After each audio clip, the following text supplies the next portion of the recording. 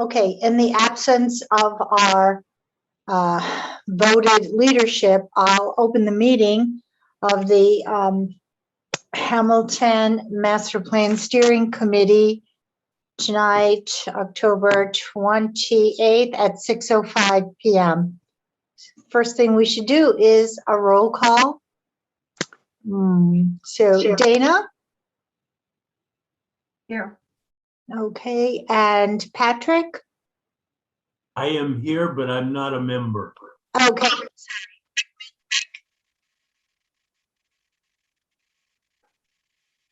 So you cut out. Rosie, we can't hear you. So do we have a substitute for the substitute? Here, hold on 1 second. I'm so sorry. This computer's enough to drive you to drink. Okay.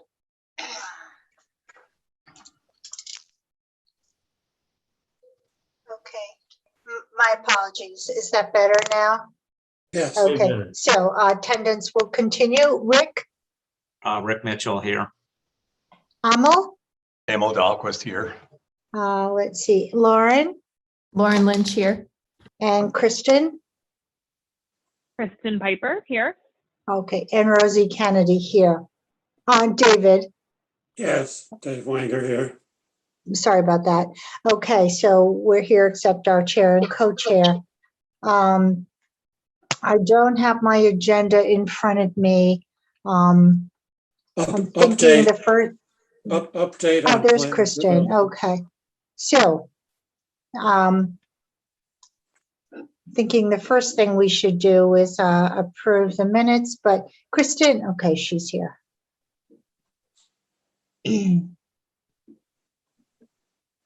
Okay. Kristen?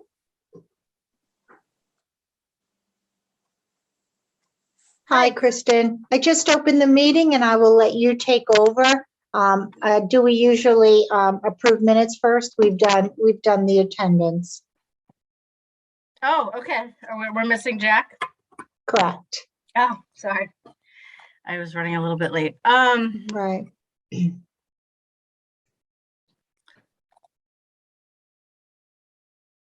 I need to get my. Okay, so we took attendance. So next on the agenda, we could do minutes, or we could wait till the end of the meeting to do minutes if we prefer, just to get rolling. Yeah, It doesn't matter. It's your call. Perhaps we could start with the agenda numerically. Yep. So I would say let's start on update on plan development. Right. So, and I'll try and make it very quick. So we are preparing for the workshop, which we will talk later on the agenda, meeting with the design group who will be handling the graphics and the logistics of the meeting for the most part. So we have our facilitators lined up, and we should have some graphics for the subcommittee in the next week, by Wednesday or Friday of next week, somewhere in there. We're about halfway through the budget. I did not do the chart for this week just because we have so many other things going on. So we're pretty much on target, I think, for where we would be. And we do owe you quite a bit of meeting notes. It's just been a little clogged because Sydney's gone back to school, and so that's usually my help. So tonight too, I will be running the meeting. Sydney is not feeling well tonight. So that's really it, unless you have some other questions. We have our data presentations tonight. Go ahead. Do you have any questions? I just wanted to mention just quickly that we did cut down the data presentations to 2 topics instead of 3, just because we really wanted to get into them a little bit more in depth than we did at the last meeting. And then I just wanted to confirm that, Caroline, you did get the question about where we were kind of fiscally in terms of the contract, and just want to get an update from that, not necessarily at this meeting, but just want to figure out where we are shortly. Yeah, and definitely catch up with meeting minutes, especially before we run into the 13th meeting, just to make sure that the committee is up to speed as a whole. All of us, some of us have missed meetings. So we're all on the same page walking into that meeting. And if anyone else has any other questions on meeting updates that we can talk about quickly, or just questions that we want to have Caroline answer between, now and after this, not necessarily have a full discussion now since we have such a meaty agenda. Yeah, and one other One thing, I item- apologize, sorry, I apologize for the Dropbox issue. I didn't know it was inundating all of you. So we have temporarily increased the storage, but we're looking for other opportunities. When we when we put the Zoom videos into the Dropbox, that's what really set off the storage issue. So we're looking for other alternatives on that. So on that topic, also, I'm not getting any of the flashing alert, you're reaching your deadline or your limit. If anyone else is getting that continually, since Caroline did try to increase that, please let Patrick know as soon as possible so we can try to get that resolved. And I hand it over back to Jack as our chairman. Welcome. Welcome. Sorry I'm late. I saw on the agenda memorial room, so I went down there and found it was dark as a tomb. So I'm back, and I apologize for my tardiness. Have we called the roll? Yes. Okay, good. All right. Well, then we'll proceed. Caroline, are you set to proceed on this which update on plan development? Yeah, that's what we just were Did talking that? about. Yeah, so we're kind of we're cleaning that up. So we left it just as, and if anyone had any comments, to so let us know, and then we'll move on to number 2. I'd like to ask both Carolyn and Patrick whether we have received and analyzed, Patrick, the fiscal accounting for September. I haven't analyzed that yet. And I do need to get some more personnel level information from Caroline. Okay, so can we clarify that now? What additional information do we need? Caroline, I'd like to have some more information relative to person hours as attached to individual task items. Okay. I don't know that it's going to make a lot of sense to you, but you're welcome to look at it. Okay. So, I think it will if it's portrayed with persons with their hours with respect to the individual tasks. It should anyway. Yeah, it should mostly. Like I think I've said, in our system, in our accounting system, we've tasked it slightly differently. So they don't always line up perfectly, but you'll get a good sense of it anyway. So Carolyn, when you compile that information as we've requested on a monthly basis, is that in turn being charged to us the time it takes to compile that information? Usually not. My time to this project, I usually split. So something like a meeting like we're having right now, I would charge to the project.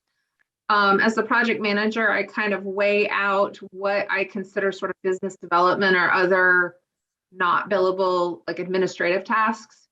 Because if I billed you for every bit of time I spent on this project would be overbilled very, very quickly. so I probably allot about 50% of my time to actually billing the project and 50% like elsewhere. Well, I don't know if other clients are seeking the same information that we are, but to me as quote treasurer and to Patrick, I think also the information is both relevant and germane to the integrity of the undertaking. So if you're charging us for supplying that information, I'd like to know. Yeah, it depends. I mean, I usually not, because if I did, like, for example, the other night I had to crunch the numbers I don't know why it took so long, but it did. And a lot of it was, because I have other things going on. And so it's not time exclusively devoted to Hamilton. So for me to try and go back and splice it out is just more effort than I want to do. So I'll charge it to like business development, something like that. So that's what I'm saying. When you get what we have are what we call pre-bills, and what it has is the staff person, their rate, and the amount of time. That's what you'll see. That's all I see. And it's under each task. So and the commencement to date accumulation. That is what's been used and what's left. Right. Correct? Well, I mean, that's a whole different, that doesn't necessarily, that's a different report. But usually I have to refine those numbers because they're either as of the current date or something like that. There's a million different reports I can run. It's just getting to the numbers that I think you're seeking. Right, but I think for August, we received that kind of portrayal of the number of hours in each category utilized and the number of hours and percentages left. Right. So you just want something like August. I found that helpful. Oh, okay. And I'm suggesting, subject to Patrick's correcting me, that we continue receiving that kind of information. Okay, that's fine. I gave him September's, but I wasn't able to crunch it all together. So now I don't want to get too far into this because we have a lot on this agenda. But now we're getting to the point where some tasks, we have a lot of people billing to the project because we have a lot of people working on it, and some people are billing to incorrect tasks. So I have to go back and correct the tasks, and it's like it gets a little messy like that.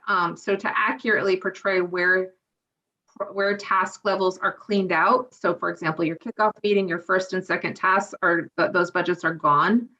And then some haven't even been touched yet. So to get you a sense of where money is sitting, I have to go back and kind of clean up what's in the system. That's why it's Mr. Chair or Jack, I would defer that David and Patrick can work together to try to come up with the best things we should see monthly, and I trust their judgment on figuring that out. Yes, I agree. But if we're having some initial difficulty, I think the entire team needs to appreciate that. Good. I definitely agree. Just wanted we do have a lot to get to. Yeah, we should have a consistent I do appreciate format. the concern. Yeah. We have a consistent format that shows what we are looking for. That would be the best. And then we know what was predictable each month. Right. All right. So we're on economic impact growth. In reviewing, I guess this is the existing conditions for economic development. Is that the data sheet that we're reviewing at the moment? And I was a little surprised. Where did this information come from? I was surprised to see that the single largest industry by jobs in Hamilton is arts, entertainment, and recreation. I guess recreation is horses, is it? It's not, but how would we like to do this as a group? Would you like us to go through the presentation? Because I think that'll be far more informative than, going through the written document. Okay. Yeah. Sure. Now, I can let you guys run your own presentation if you want to try and share the screen. Well, no, Or I can do it. Eric has the floor. I guess, Eric, you have a presentation, do you? Or do you want me to run it? Either way.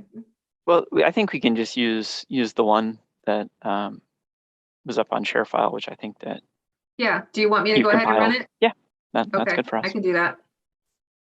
All right. Yes, Jack, we prepared, in addition to the written commentary that I think you all received from Caroline, we prepared a graphic presentation that basically follows that written outline. So you'll be able to see a series of charts and tables, graphs, as well as one or two maps. So we have visual information as well as the written that you received. Excellent. So are you all seeing the presentation? No. Not yet.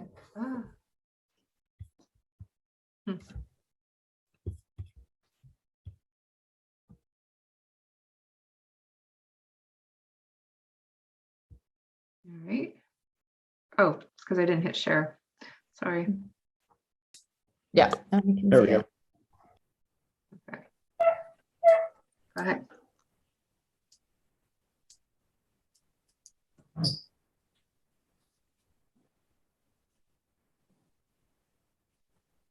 Okay, great. Thanks, Caroline. So as I mentioned, in addition to the written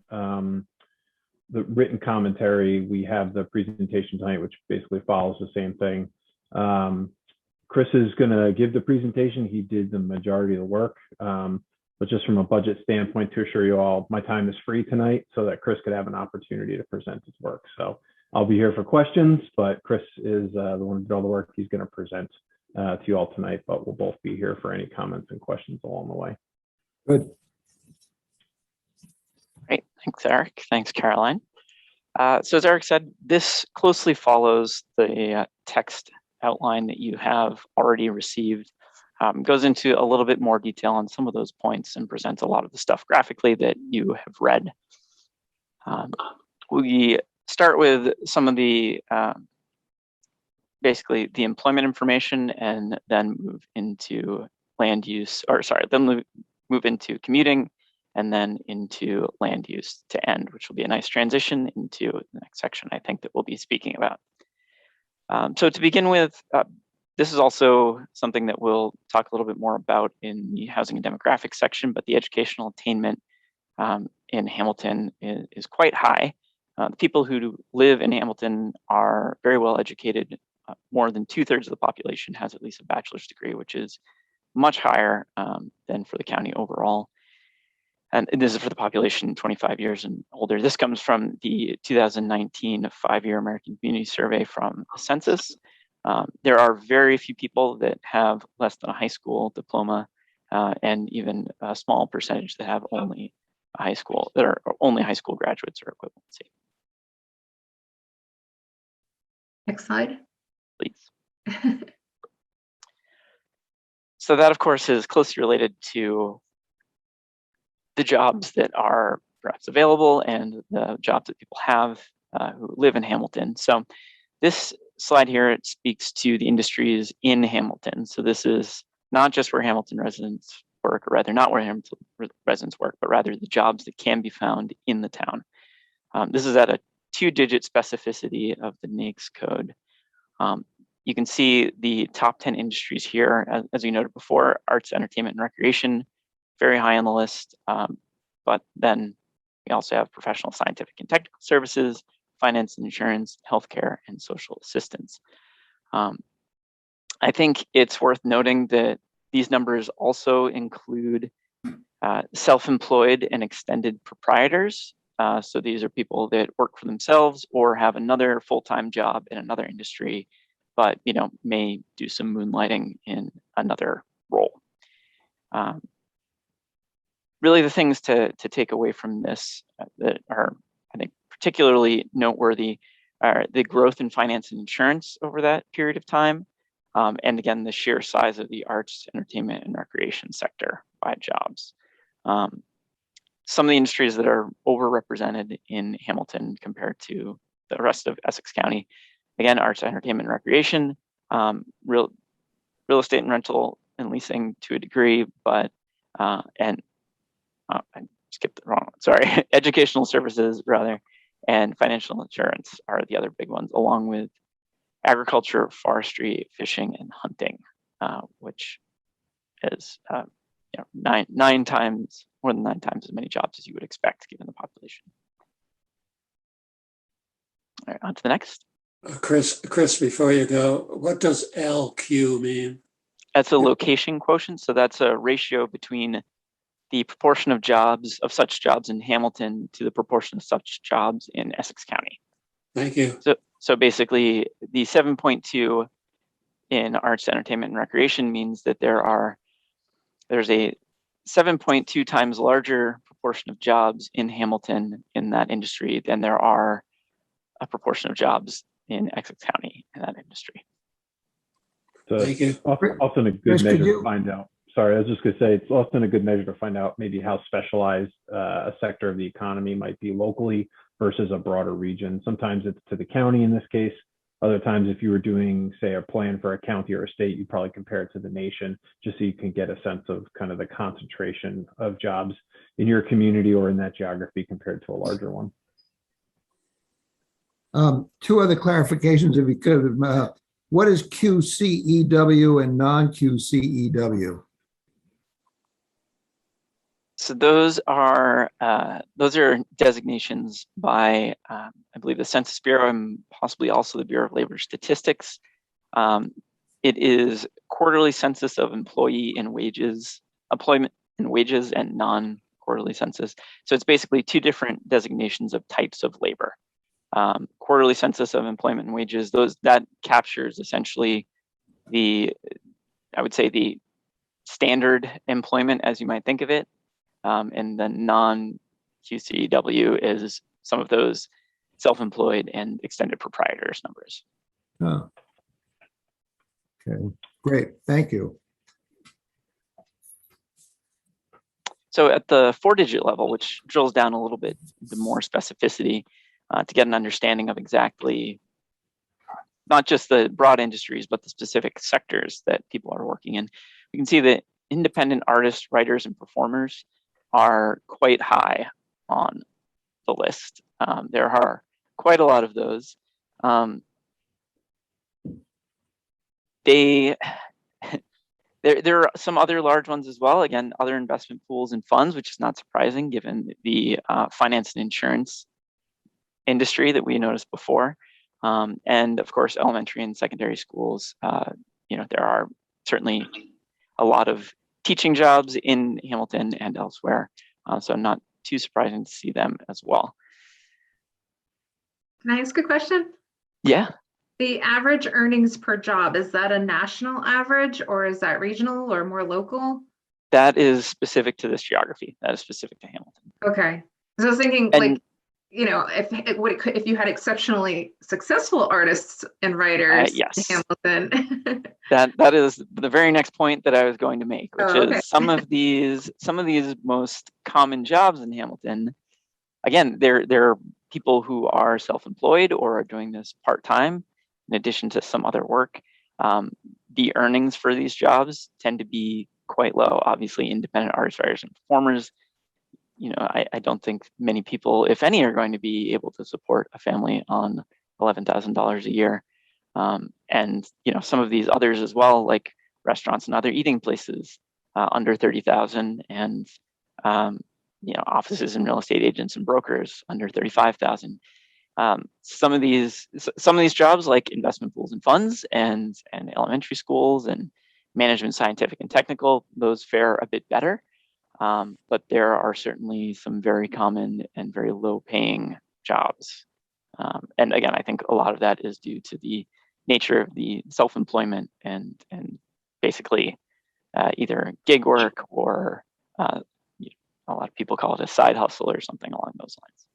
Chris, could I ask a question related to that? So is there within this data any way to parse out like which of these jobs are full-time jobs versus which are part-time? And then similarly, which are, because this, as I understand it, represents both jobs that exist in Hamilton, not necessarily filled by people who live in Hamilton, but then also jobs that exist in Hamilton inherently filled by people who live in Hamilton because they're self-employed, right?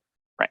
Okay. And so we can parse out those subsections of the data. Yes, we can. That's definitely not too complicated for us to do. I think we wanted to paint as thorough a picture as we could for tonight, but certainly, as you say, that information is quite relevant. And even on the next slide, we'll start talking a bit about the change in jobs.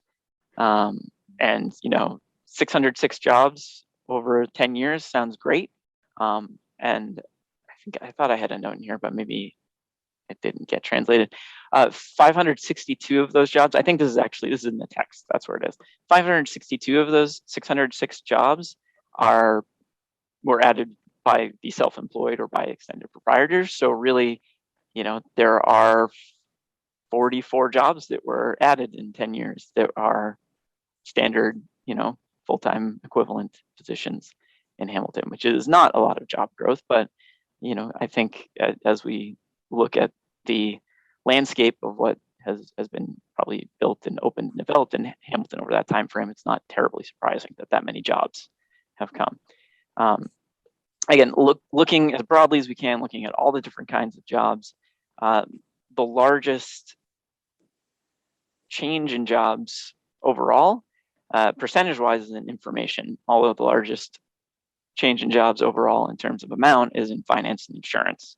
Arts, entertainment, and recreation also had a large absolute growth, but fairly low percentage because they started off at a higher number. And that's what this chart on the right shows. So the numbers above those bars indicate the growth in jobs.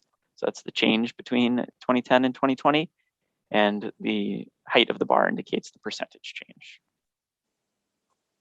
And you said this data was from 2019 ACS?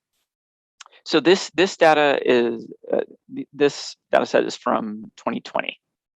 And this is from a company called EMSI. And does that data, so 2020, would it be reflecting what happened prior to 20? Meaning, I guess my quick question, is any of this data affected by anything COVID related, or is it pre-COVID in general? It should reflect all of the data that they have gathered in 2020. We could pull information also from 2021, so they have a complete accounting of 2020. Sometimes they do, as I understand it, they do go back and refine it as time goes on. But this is the best available data that includes the entirety of 2020 as a year. Okay, I guess just in general, I'm curious about to maybe look back as we get a little closer to the end of 2021, or even as we get into this in 22, to see what industries brought more people back to Hamilton post-COVID, and just what are those things that we can think of embracing more growth in because people want to be back here. So just a question for kind of later, but just want to kind of understand that trend a little more.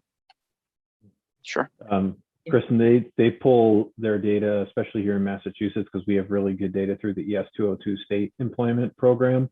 I know MZ uses BLS, and then they refine their data with local, well, I say local to the state of Massachusetts, ES-202 employment data.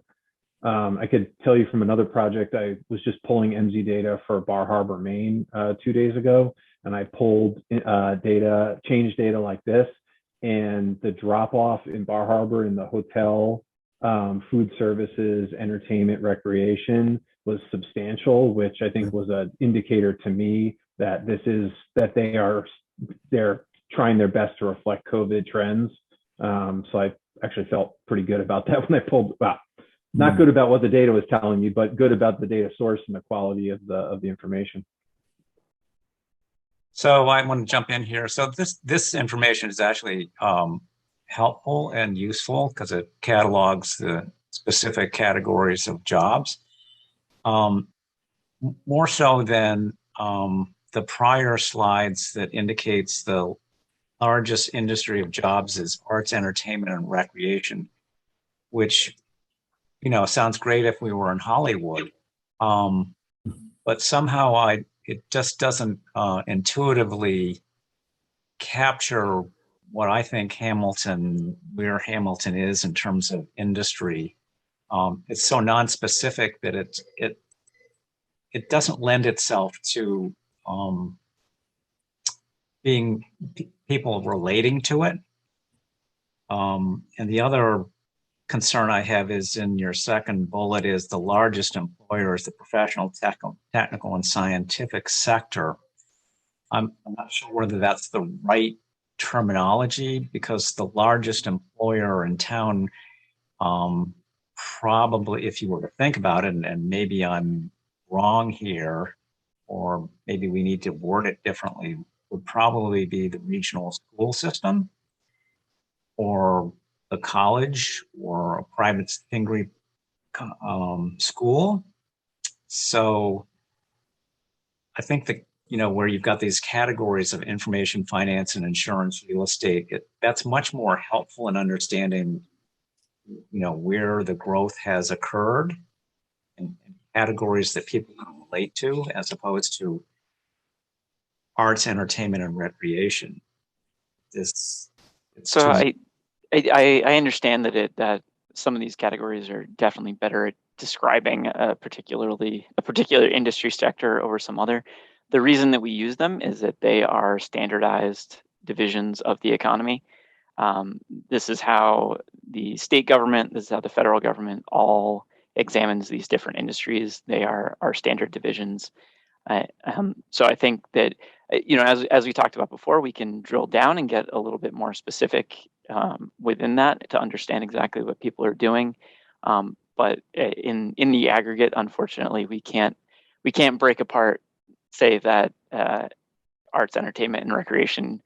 Right. No, I get it. Regroup them. Yeah. No, I get it. Actually, I wouldn't drill down. I'd fly up at a higher level.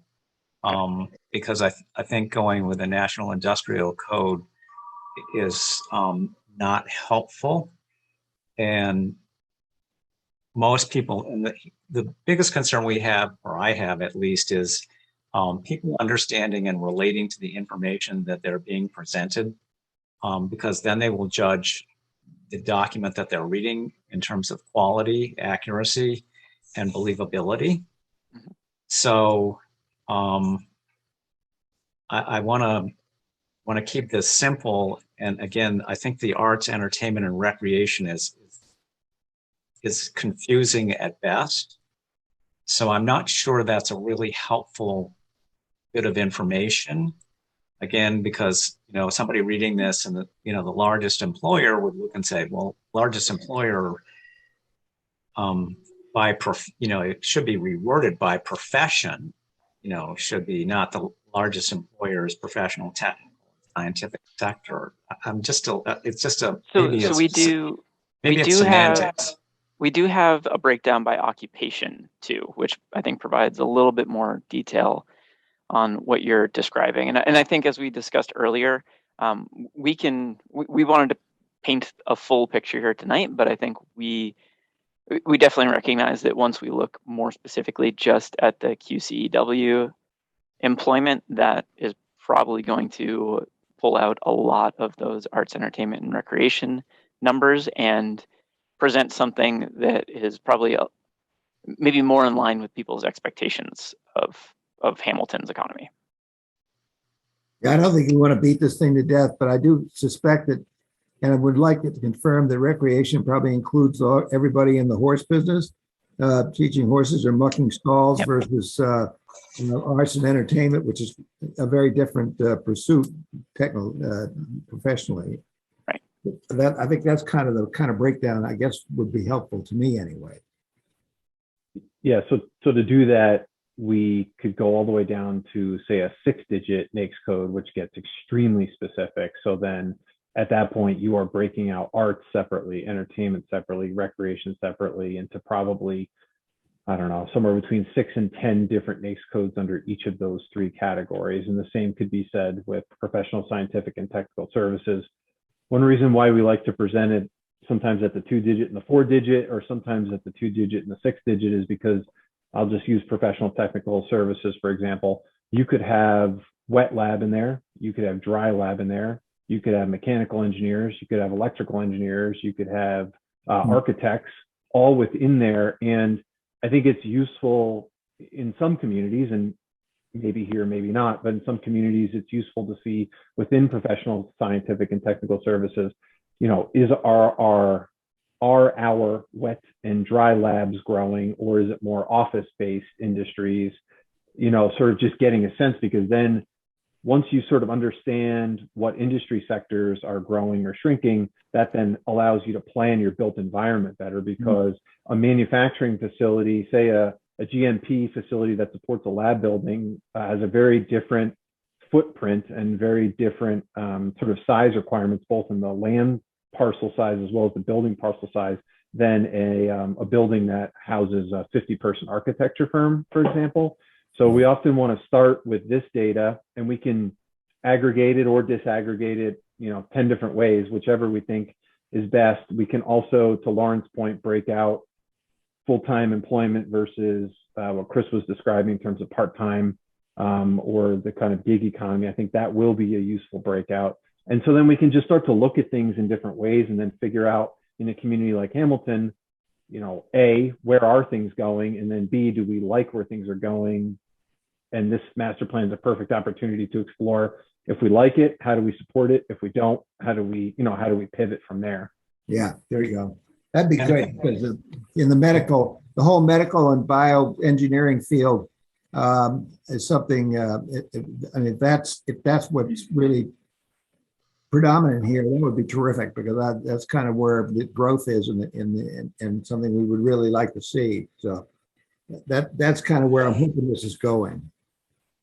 Another item that I'd like to put out for consideration, if not tonight, another point, is that we do continue to reduce in population. And I'm finding it a little difficult to understand how we're adding so many jobs at the same time as we're losing population. Any thoughts on that right now? Well, again, I think a lot of the job growth has been in the self-employed and sort of part-time side job areas. The actual total job growth in the past 10 years has only been 44 jobs by MZ's estimates. So I think we also, as we will describe to you during the demographics and housing presentation at a later date, we've also seen that Hamilton's population is decreasing and is predicted to continue to decrease. And a growth in jobs with a decrease in population, there could be a lot of reasons for that. It could be that commercial space is easier to access in Hamilton than housing. That could be one. It could be just a change in household composition, numbers of people in a household. I think there are some of those trends we'll get into at I think our next November conversation. But yeah, I don't be fooled by the 606 number as, wow, our population has decreased by hundreds, but we've added hundreds of jobs. A lot of people could be retiring and still working, as consultants for the industry that they used to be a part of full time, but only doing so as, sole proprietors. There could be a lot of instances of things like that. Yeah, and I think that's critical to the number 46 is sort of the critical element, because that kind of gets lost in all this data that's presented. I think that's the more important. Yeah, we can hit that harder. I think that's the more important number we're looking at. You could parse this any way you want in terms of Hamilton arts, entertainment, and recreation, again, which I think is hard to swallow for the average person. But I think the most salient fact here is that we've got a declining population, or a population that's stagnant at best, and in the last 10 years we've added 46 jobs. That's the headline for me, which just reinforces we've got a stagnant population, and it's reflected in job growth, which gets to the long-term other questions about sustainability of the town. So I'll just leave it at that. That's great. That's a great point. I think, yeah, in moving forward, we can definitely hit that point a little bit harder and make it clear exactly how the trends might be diverging and what their impacts on each other might be. Well, let's not bog down. Here we go. Okay, good. Yeah. Thanks. I mean, you see what we're after. We need to deep dive into some of this stuff is going, and more appropriately understand what's happening in our own town. So that's great. Thanks. I just had a thought when you talked about the arts, entertainment, and recreation. So specifically for the horse industry, and I don't know exactly what you have included in each of those categories, but it seems to me that horses would be better under agriculture, because I know that, say, for instance, Greenbelt is really trying to enhance the sustainable agriculture field here in Hamilton by opening a new farm over at, was it Green Meadows? So is there a breakdown somewhere? You may have said this and I may have missed it, but is there a breakdown as to what's included in each of the categories? We can provide a little bit more detail on that. We haven't included it in this presentation or in the summaries. As Eric noted before, each of these entries has, as many as 10 to 20 within it. Right. It would be quite the extensive list. And Right. again, it depends on what level of specificity you want to Right. get into. It's something we can definitely share so that you can understand it, but we felt it might be a bit overwhelming for a presentation like this. Well, I think at some point they should be pared down to maybe what's relevant to Hamilton, because like some of the other members tonight, some of these fields are surprising. And so I think we should end up with a document that really reflects the actual occupations in Hamilton and not sort of a standardized category that really doesn't have any immediate relationship to what is happening in Hamilton. So those are my thoughts. Thank you. Okay, shoot. All right. So this is looking then at employment by occupation. So before we were looking at the type of business, basically, and this is more about what roles people hold. So as probably shouldn't be surprising at this point, arts, design, entertainment, sports, and media are the largest group of roles. There are almost 580 such jobs, and that's grown 50%, more than 50% since 2010. Sales and related, business and financial operations, I think this all makes some sense given what we just saw on the industry side of things. I think it's also worth noting, again, that most of these jobs are not particularly high paying, most of these roles. Some of them certainly better than others, but there are only two that pay more on average than $75,000 a year, which again is not at all a bad salary. However, when you start thinking about the housing costs in Hamilton, you can start to see that it might be quite difficult to both work and live in Hamilton. The jobs here just don't really afford the opportunity or afford that many opportunities for people to do both. No, and as a matter of fact, none of these people could live in Hamilton. Yeah. So that's what's I guess confusing me. I'm looking at this and going, none of these categories of these people could live in Hamilton. They couldn't afford to buy anything, and they'd probably they couldn't afford to pay the taxes. They couldn't live here. So that's what's kind of like throwing me off here. I'm looking at these and going, these don't make sense. Maybe they don't live there, right? Yeah, Well, Rick, it will. There are a couple of possibilities. I think. Hey, Rick, I think everybody's got, I think that we're all in agreement that we've got some discontinuities here. But let's go through the whole presentation and see where some of these openings close up a little bit or give us better information, and then we'll have to orient the next stage to try and drill down and get a better feel for where these things do make sense. Okay. So I'll just say one more thing on this topic.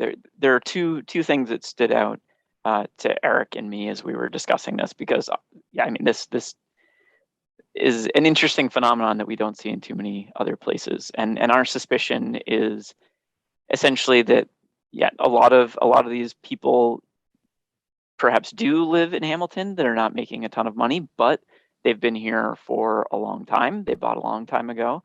Or this is the second job in a household, and that first job has a very, very high income. So the second earner can afford to take a position that doesn't pay quite as much.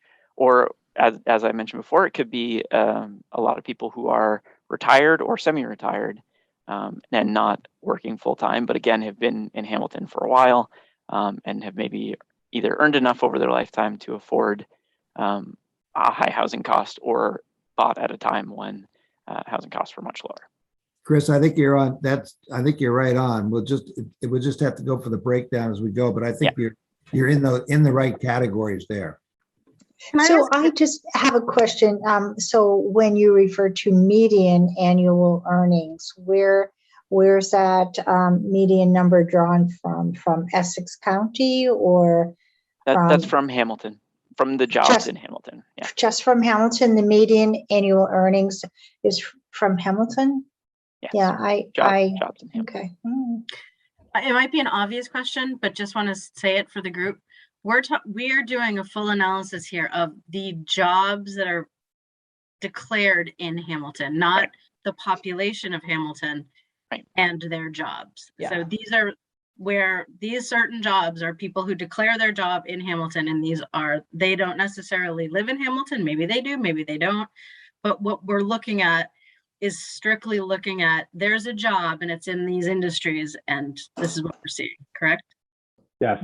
And they may be one and the same. For example, I work from home. And so I have no office to be able to go into. So that's one and the same, but there could be an instance where someone's coming into Hamilton to do this job and then leaving to go to their home outside of Hamilton. So yeah, I think that's a really important distinction, Kristen, is that, it's about jobs, not necessarily the population of the town. Right. Well, one quick little addition to that. Sorry, just like even though the working from home thing, I think can conflate this a little bit because, for example, my husband is working from home, but his job is declared in Boston. This is not capturing his job as a no. It is not. Yeah. So just clarifying that. Yeah. But it would be capturing mine because I don't have, so I think there are people who it would, and there are others who it wouldn't. It's very. I'm sure RKG is going to bring us to that nexus, but I just wanted to clarify what we're looking at are jobs in Hamilton, not the population who have jobs. So anyway, continue. I'm sure you'll get there. I'm sorry. Yeah. When you see the commuting data, when you see the commuting pattern data, this is all going to come together for you. Okay. I promise. I promise. Okay, let's keep going. You want the next slide? Chris, you're on. Please, mute. sorry. Yes. So this is a follow-up to the similar industry slide, but looking at occupations now, the percentage change from 2010 to 2020, it paints a fairly similar picture. Business and financial operations saw the most percentage growth. Arts, design, entertainment, sports, media saw the largest absolute growth. That's not too dissimilar from what we saw from the industry breakdown. But management and sales and related also grew somewhat significantly. And those jobs are also somewhat notable. Those are slightly better paying than some of the others, as are the business and financial operations jobs. So now bring that together is a perfect segue from the last point about workers versus resident workers.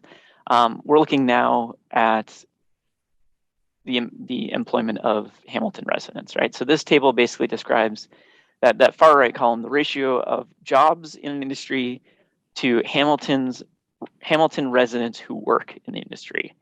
And this is looking at essentially how unbalanced it is. Are people in Hamilton able to find jobs in Hamilton in their industry, more or less? Or are people who work in Hamilton, is it, as we talked about before, is it particularly tough for them to live in Hamilton, or are there reasons why they might not? So here you can see in certainly some of the larger industries such as finance, insurance, real estate, and rental and leasing. And this is a combination that the census makes, by the way. We're taking information from MZ, the source that we were just looking at, and the census. So the census aggregates things a little bit differently. We can't break it down into the same exact groups, but they have aggregated them in using the same NAICS codes, basically. So in any event, you can see that agriculture, forestry, fishing, hunting, and mining And arts, entertainment, recreation, accommodation, and food services have many more jobs than there are people in Hamilton who work in those industries. There are 6.2 times as many jobs in agriculture, et cetera, than there are people in Hamilton who work in those two industries. And in arts and entertainment, you can see there are 2.7 times as many jobs in those industries as there are people who live in Hamilton who work in those industries.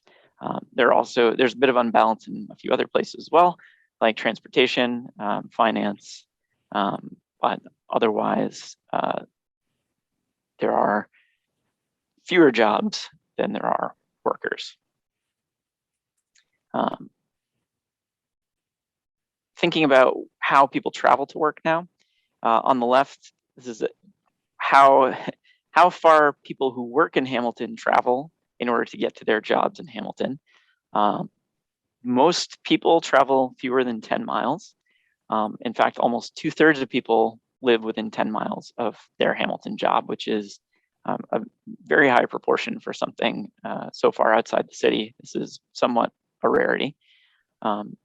And really 90% of people are within 24 miles. Now for Hamilton residents, those numbers are a bit different. Hamilton residents tend to travel further to get to work. There are many fewer people that travel less than 10 miles and many more people that travel between 10 and 24 miles, twice as many people almost that travel 25 to 50 miles, and similarly, many more people that travel more than 50 miles to get to work. So Hamilton residents are traveling quite a ways to get to their jobs compared to those who are coming to Hamilton to work. And this has implications, for commercial space, for transportation. There are a lot of reasons why we should start thinking about this as we get into our recommendations phase. Mm-hmm. Sorry, I muted myself instead of unmuted.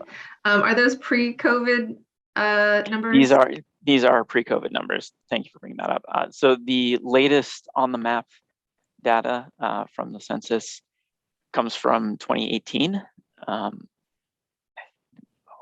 Hoping we can get an update soon, but it usually takes, it's not as regular an update as, say, the ACS data. So it may be a little bit longer. But yes, it's the most recent available data. And this comes from the same tool, but shows that there's a significant outflow of labor during the day in Hamilton. 3,500 people leave Hamilton to go to work. Only 1,200 people come to Hamilton to go to work. And then there are 261 people who stayed in Hamilton, who live and work in Hamilton. Again, this is information from 2018. Some of this might change a bit given change in work and commuting patterns due to the pandemic. But I think it's really indicative that even if many more people start working from home, there's just such a disparity between the numbers that Hamilton will still have likely a net outflow of labor, which means that there's a much smaller daytime population in Hamilton. Again, this has some implications for commercial activity. Some of the businesses and amenities that you may want to see in Hamilton may not be able to survive without a higher daytime population. So I have a question. Population of Hamilton is just over 8,000. And we have 3,500 leaving. Are we missing a component piece here? I'm just curious. Are we saying that 70? Let's say, are we saying that 4,500 people are just residing here and don't work? Children, could it be? Yes. Yeah. And those who are not in the labor force, not participating in the labor force, and also those who may be retired. Right. Okay. Yeah. It would be really helpful to understand this pattern over time, whether you have like a snapshot over 10 years of, is this getting worse or is it getting better? And then certainly, I mean, if the data is available as we get further into this, I think it would be great to understand what this looks like, through 22. And I just wanted to, I threw something in the chat about like, especially this visual, and then I think there were like a couple little nuggets in the past few slides, I think are just really helpful ways of either illustrating or explaining this data. I think we were having a really hard time in the beginning, and now it's like, oh, okay, this is starting to make sense. I feel like this is what should probably be in the master plan. This is what people will care more about than maybe the first couple of slides, but that should be, in the appendices. Right. But like this, this makes sense. And I think this is what people will care to know. Yeah.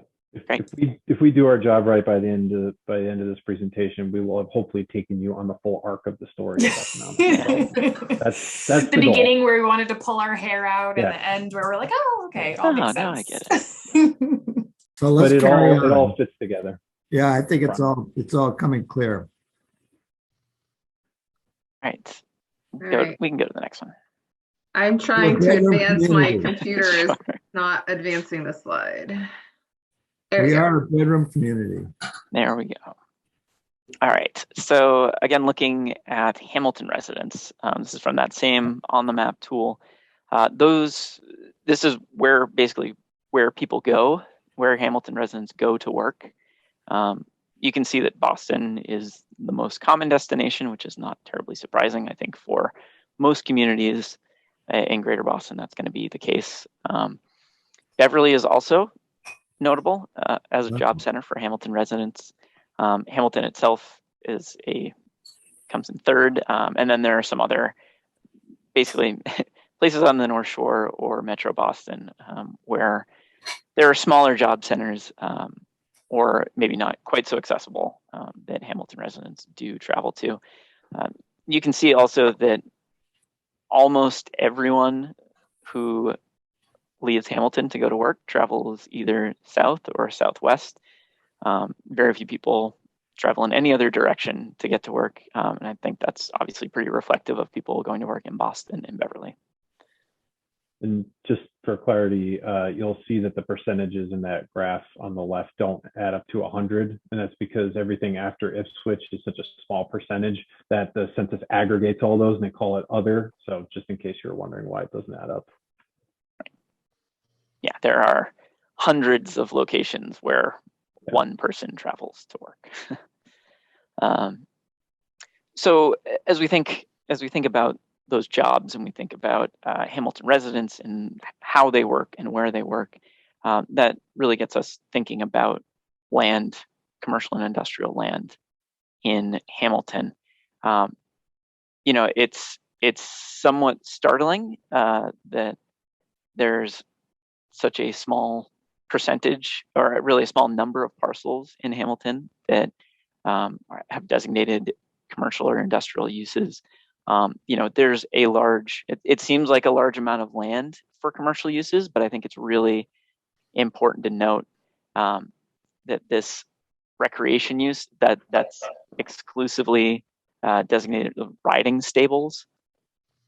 So those are that's really just 2 parcels of Myopia Hunt Club that take up 94% of the designated commercial land. If you take that away, you have, just over 20 acres, 21 acres, I believe, of commercial land in town. And so there's not a ton of opportunity right now for expansion in that respect. It's not like there are a lot of parcels out there. It's not like there are a lot of options for people to be starting new commercial enterprises necessarily, especially given the structure of the zoning. And it's even tougher on the industrial side. There is one industrial parcel. It's close to downtown, but it is. I'm trying to remember the name of the street. It's right off of Railroad. Willow? Is it? Yeah, it's on Willow. Yeah. It is. Yes, that's exactly it. So obviously, it's on Willow Street. So obviously, you were mentioning before that you're looking towards maybe some research and development uses as desirable land uses, and riding the wave that's coming through Greater Boston. At this point, there really aren't many places where such uses are possible, which is a challenge. Again, just thinking about current uses and how they might be converted, and thinking about the zoning as well. There is less than half an acre of industrial space in Hamilton right now. It's very, very small.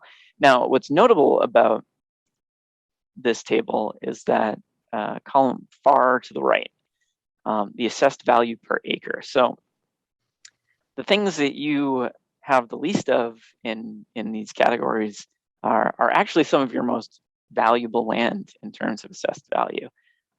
You know, the daycare center, the retail, the office, those are things that don't necessarily have a ton of acreage or a ton of acreage per parcel, but they generate a fair amount of tax revenue compared to other commercial uses.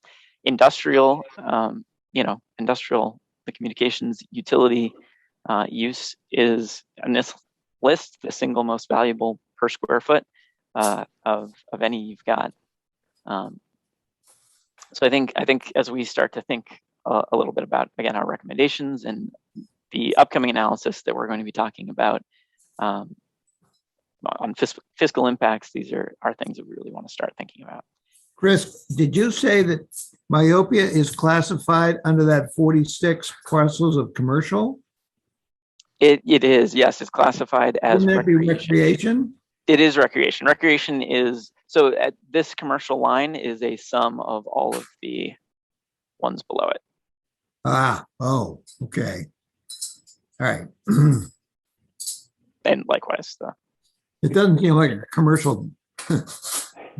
Myopia doesn't feel like a commercial property, but anyway, we tax everybody the same at the moment, so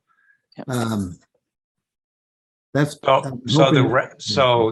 the takeaway is the recreation that consumes 349 acres produces the least amount of tax revenue per acre.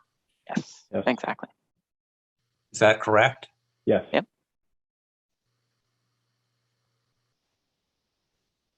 That's exactly right. Is that because of the way it's zoned?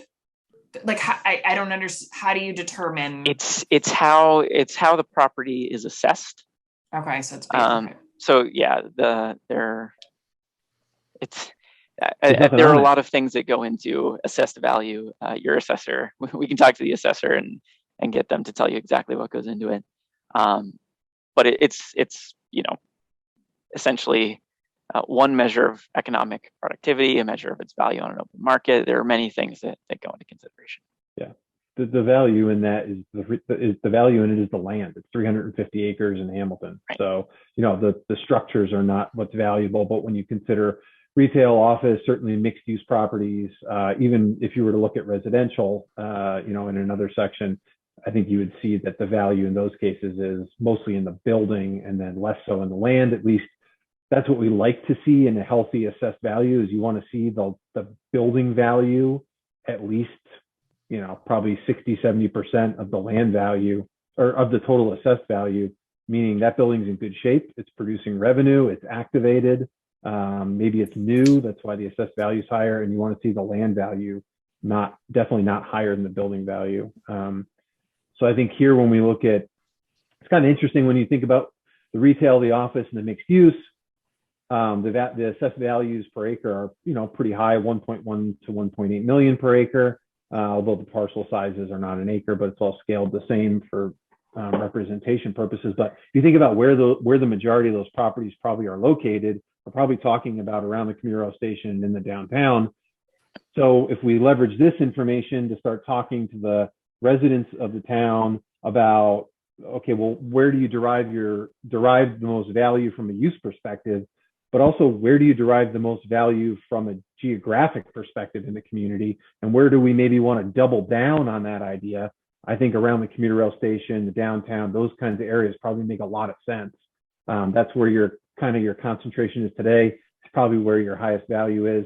It's walkable. You can drive there, you can bike there, you can walk there, you can get off the train to get there. I mean, I think there's a lot more potential in that location. I think this analysis of the assessed values of the commercial industrial properties, I think starts to take us down that path. Yeah, and a lot of the recreations can be chapter 61, which is reduced assessed. So I have a question. So basically I'm doing some quick math here of the 370. You subtract out the 349, call it 350. You really got 24 acres in town that produces the most revenue, which is less than 10% of the recreation. So seems like there's a real imbalance here. The largest amount of land we have is producing the least amount of revenue. And the only way to rectify that is to pile on and burden the remaining 24 acres with some very significant development. Am I getting the gist of that? I think that's one option. And could I ask a follow-on question to that? Just because I feel like it's useful to understand how this compares to some of our neighboring towns. Like, because obviously Hamilton's not going to become Boston, so the division is not going to become like that. But yeah, like how does this compare within Essex County and historically too? How does this compare like to 20 years ago, Hamilton? Yeah, I mean, I don't think Chris or I can answer that question. Yeah, It's not the historical. I think we can talk to general trends.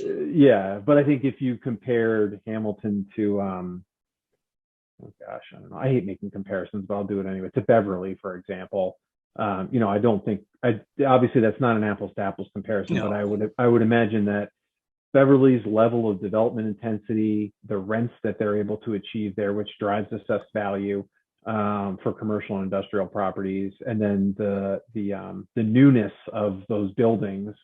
If you combine all three of those things and you combine those three things in Hamilton, I suspect that Beverly's assessed value, either on a per square foot basis for the building value or the assessed value per acre, will be quite a bit higher than what you might see in Hamilton. Yep. But historically, I don't know, and it can be really difficult. Depends on how the assessor keeps records, but oftentimes when they do revals, whether it's townwide or it's as sales occur, the old valuations usually go out the door. At least that's been our experience in other communities. So it can be hard to look backwards.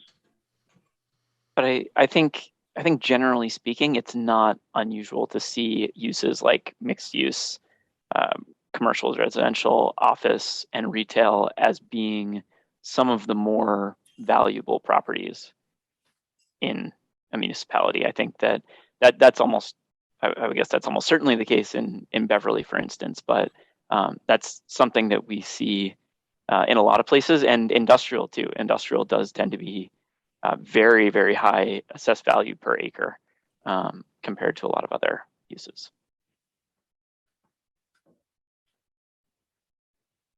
So as Eric was alluding to before, we really need to take geography into consideration too as we start thinking about these uses.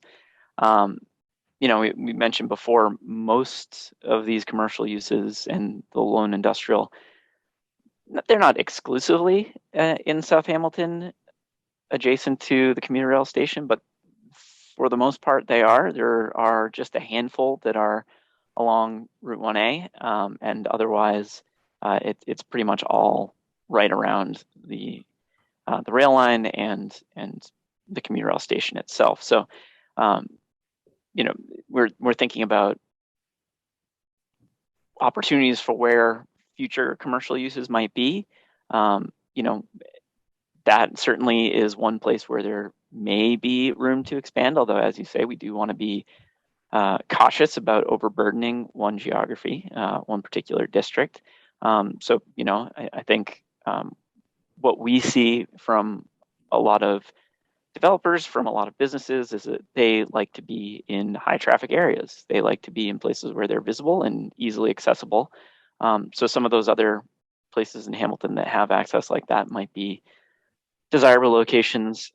You have what amounts to a small central business district, but a lot of towns also like having neighborhood business districts as well that aren't quite so intensive. So, thinking about the balance between those two different types of districts might be one way we move forward in finding new possibilities for commercial space if that is something that becomes important to the town.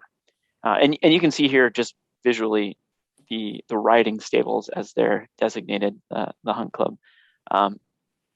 It is a massive proportion of the commercial land in town, and a massive proportion of land in the town, period, not just the commercial land.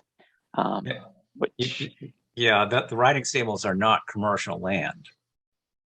They are designated as commercial land by state use codes. Okay, so that's the 349. Yep. 349. Yeah, that's kind of again a bit confusing because nobody in town would consider Myopia a commercial enterprise, even though I understand. Yeah. I understand why it's classified that way. So it's a little bit confusing. Now, we got to get more qualitative as we go along here for sure, because the interpretations that are intuitive don't necessarily match up here. And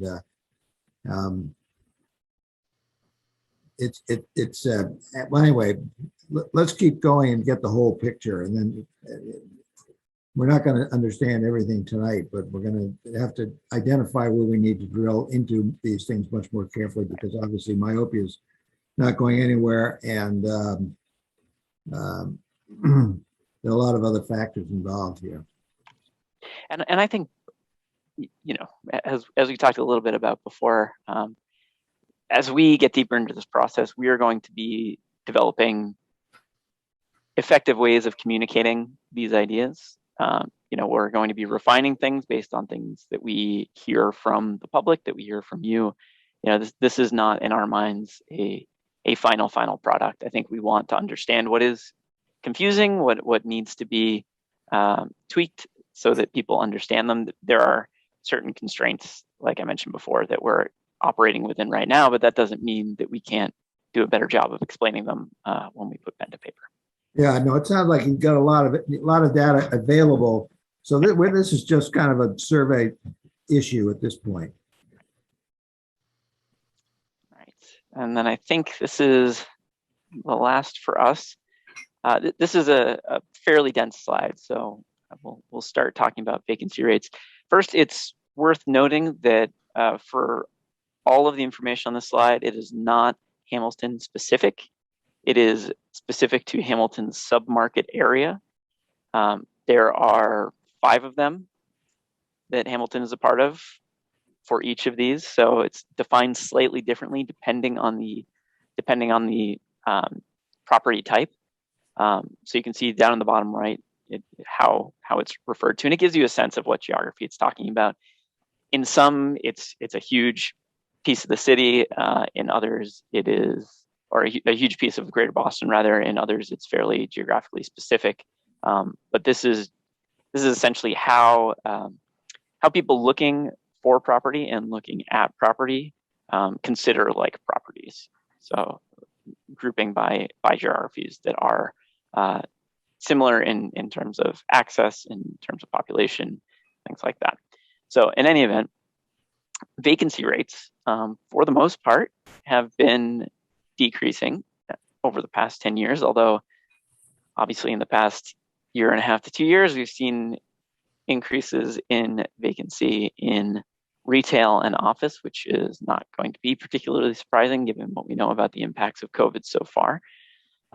It's, I think, notable that there is a really significant decrease in industrial vacancy, and that's across the entire Boston market area. So that's not specific to the North Shore or the northern suburbs or anything like that. That's all of the surroundings of Boston. There's a slight uptick in vacancy in the past couple of years. We suspect that's likely because developers essentially have finally caught up to the demand as vacancy has dropped. Because as you can see on the right, rents are still increasing across pretty much all of these categories. Even retail is at least flat. But over the past 10 years, there have been rent increases for every property type and fairly consistent increases as well. Office is the highest, both in terms of vacancy rates and rents. Industrial, again, higher, although dropping vacancies, but lowest rents, which is not surprising. Usually those spaces tend to be quite large. So rent on a per square foot basis tends to be a bit lower. But retail also experiencing higher rents that for the time being are fairly stable, although I think we recognize in the future that could change fairly dramatically. And flex R&D, which is something that I think we talked about before, is an area that you're very interested in particular, very, very, very, very low vacancies, under 5%, consistently increasing rents per square foot. There is definitely demand in the submarket area.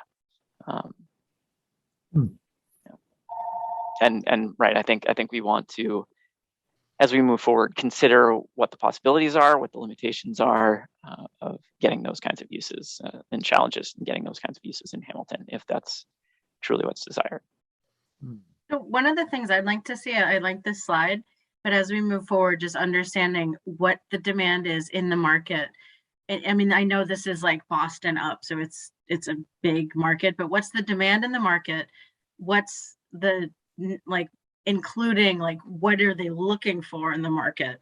Yep. And if we can drill down to that, I mean, this like completely explosion of lab and flex space and all that stuff is certainly something, even like older buildings that have high high ceilings and ability to ventilate. But anyway, that's a little bit further down, but just really what are the needs, like what are the industries that are looking in the market that it's, there's not enough space? What is that space that they're kind of looking at? And then comparing it with kind of like the workforce that we have here is something I'd like to explore a little more. So then Hamilton can look at, okay, what is it that it is they want? Is that something that we want to see in Hamilton? Maybe it is, maybe it's not.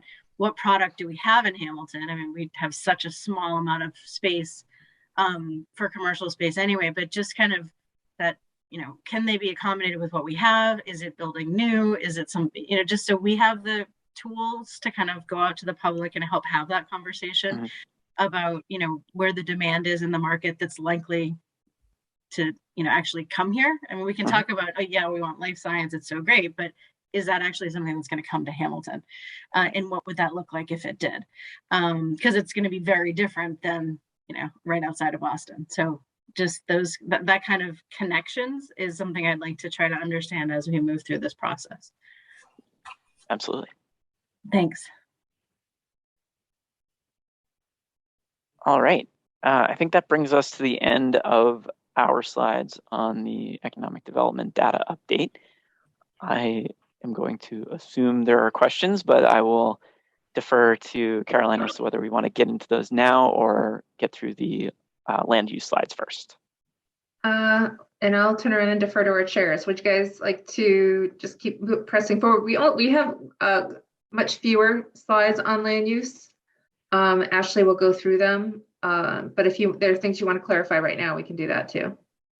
Do you want to take a couple questions maybe in the next 5 minutes? Just so, I mean, this is so fresh and I think there's so much information here that I don't know, I would be interested in hearing a couple, we'll cut it off in a few minutes, but if the group, and Jack, sorry, I defer to you. I think it would be, I'm hoping when we get a land use here, we're going to have a map that's going to show chapter 61 restrictions and conservation restrictions and things of that nature. And we can start seeing where land may or may not aggregate around town. I mean, I think that is something we're going to want to match up with the data we've just been covering here as we go along. And hopefully that's going to be there. So I'm a little confused with Jack's comment. Are we asking, do we want comments on the economic and development piece? Is that what you're asking? Well, I think it'd be helpful if you have any comments on the, and questions about the data that was just presented, so we can kind of leave this without too many questions on what we just heard. But otherwise, if we want to move straight into land use and then ask questions at the end, Yeah, Yeah, does just- anybody have just any one- questions on this? We've been asking questions as we've gone along. And I think that, we've identified a number of areas that we need to get more qualitative than quantitative, because the quantitative isn't very instructive, unfortunately, and without looking at these other considerations in terms of the actual factors that may or may not encumber land around town. I mean, we can look at big stretches of land and say, hey, this looks great, and we find it's a swamp, or we find it's restricted in perpetuity for conservation purposes and things of that nature. So ultimately, we're going to have to match up the land data that we're about to get with the information we've just seen about the existing historic development patterns in town. Isn't that kind of where we're going? It is indeed, to the degree that we can. Okay, in that, let's just move forward and give you some more food for thought. Ashley? Hi, everybody. So this is the land use map that you were just hoping you would see.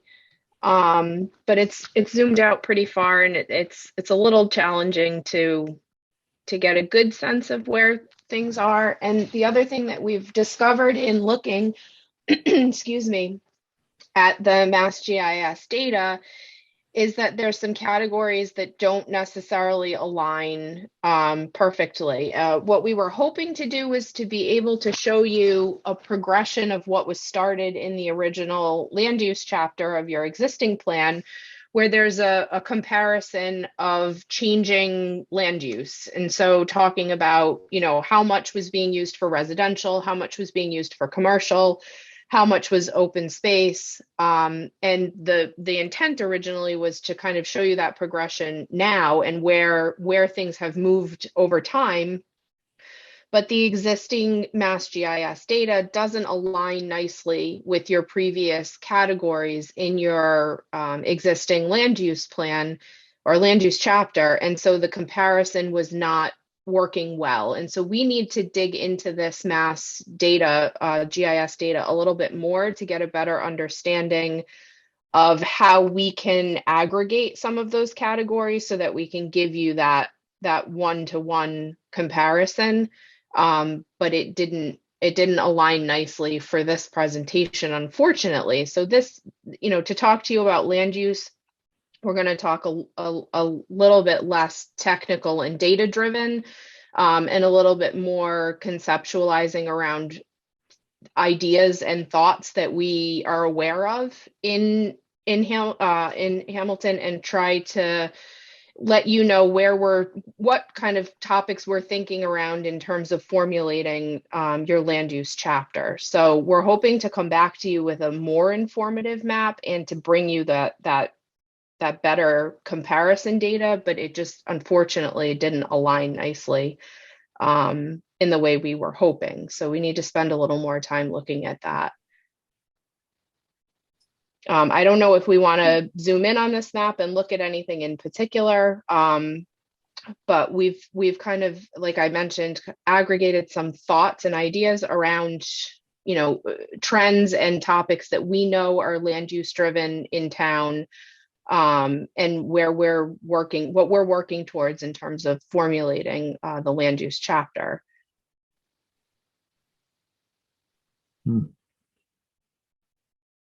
So, as an example, I can show you when we looked at the data tables that created this map, some of the numbers didn't make sense. We were seeing like a decrease in commercial property, which obviously is not accurate. Something's off there.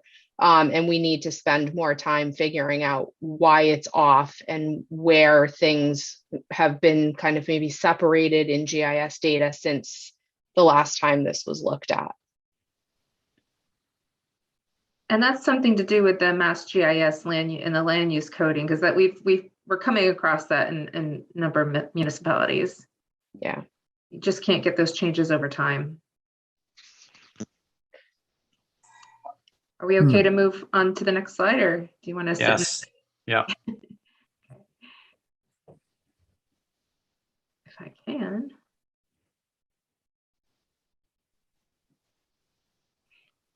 Hold on. There it goes. Sorry.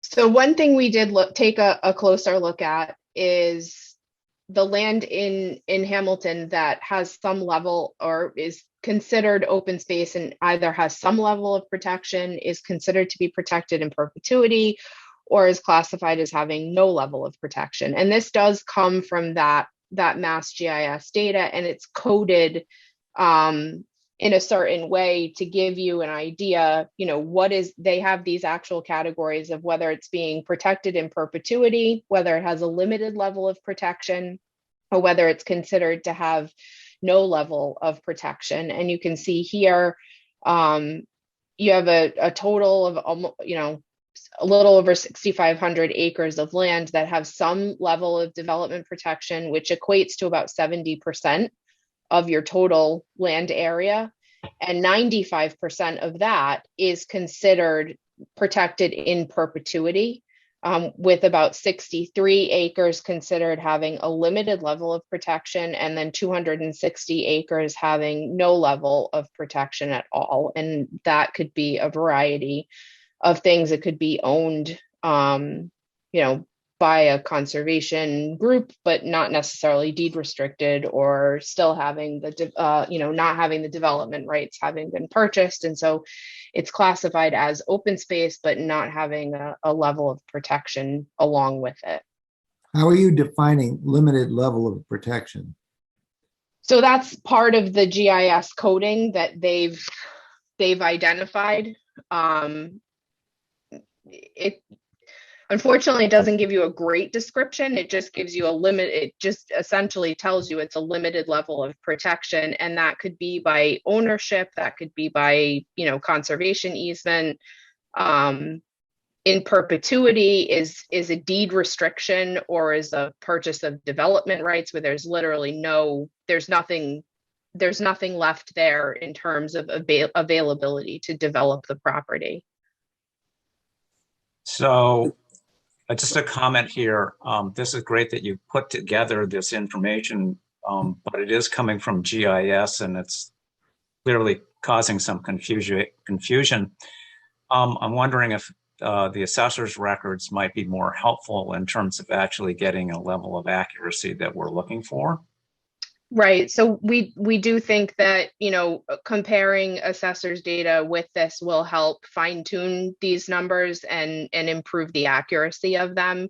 This is kind of the 10,000 foot view where we will look closer at this and try to refine these numbers and make sure that they are more accurate. Obviously, in the actual plan itself, we would want to certainly define, what in perpetuity means to a greater extent so that it's fully understood. Like I said, this is kind of the 10,000 foot view, where we would need to take this information, further, in terms of clarifying it and refining it and making sure that things are defined properly in the chapter and in the plan itself. So the other comment I have is it was a little confusing when I read this, because I was trying to figure out whether this was subtractive or additive or whatever. So for example, the 6,358.9 acres considered would be helpful to know what percentage of the 6,695 that represents. Is that 60%? So that we have in the final analysis, and I understand this is raw data, we have an understanding that they're broken out as you said you would do, what's permanently in perpetuity protected, what percentage of the land is that? And then we get to the 260.2 acres. Is that 260 from the GIS map as labeled open space? Yes. Okay. The one thing that I think would be most helpful, and I think was asked for last time, and maybe it's coming in another slide, is what's the net amount of property that's not permanently or partially protected or labeled open space and not already built on that would be available to develop? Does that make sense? Yes, I mean, you're asking for vacant and unprotected property that would be available for some form of development, is what I'm hearing. Vacant, unprotected, and buildable, i.e. it's not wetlands or otherwise. What I want to know is it needs, we want a net number, is what of this 9,536 acres is actually available and could be built upon residential, commercial, or some other form of development. For example, the 260.2 acres, could that be the aggregate of residential envelopes within restricted properties? You mean I'm sorry, the building envelope, you mean? Yeah, building envelope, for example, I mean, might those be sort of 2 acre, 80,000 square foot residential envelopes that have been put aside, as it were, within restricted properties? No, I don't believe that would be the way it's classified. These are properties that are classified as open space property. So you wouldn't be looking at a residential subdivision. They wouldn't be they wouldn't be built upon. Somebody took a larger parcel and said, okay, I'm going to restrict this to 61, chapter 61 or whatever. Mm-hmm. But I want to have three envelopes for my kids someday, which would not be restricted necessarily. Right. Right. I'm seeing the chat as well. These three bullets, the lower 3 bullets you're correct. They should have been indented. They fall underneath that 6,695, and they represent the breakdown of that total level of that total area that has some level of protection. So those 3 lower bullets add up to that upper. And that 70% represents that the 6,695 is 70% of your total land area. But actually, the last bullet has no protection.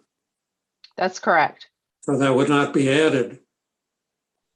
Well, it's classified as, in Mass GIS, it's classified as open space property, but it's not coded as having some level of protection, whether that's through deed restriction or ownership or other mechanism. Right. So that bullet would not.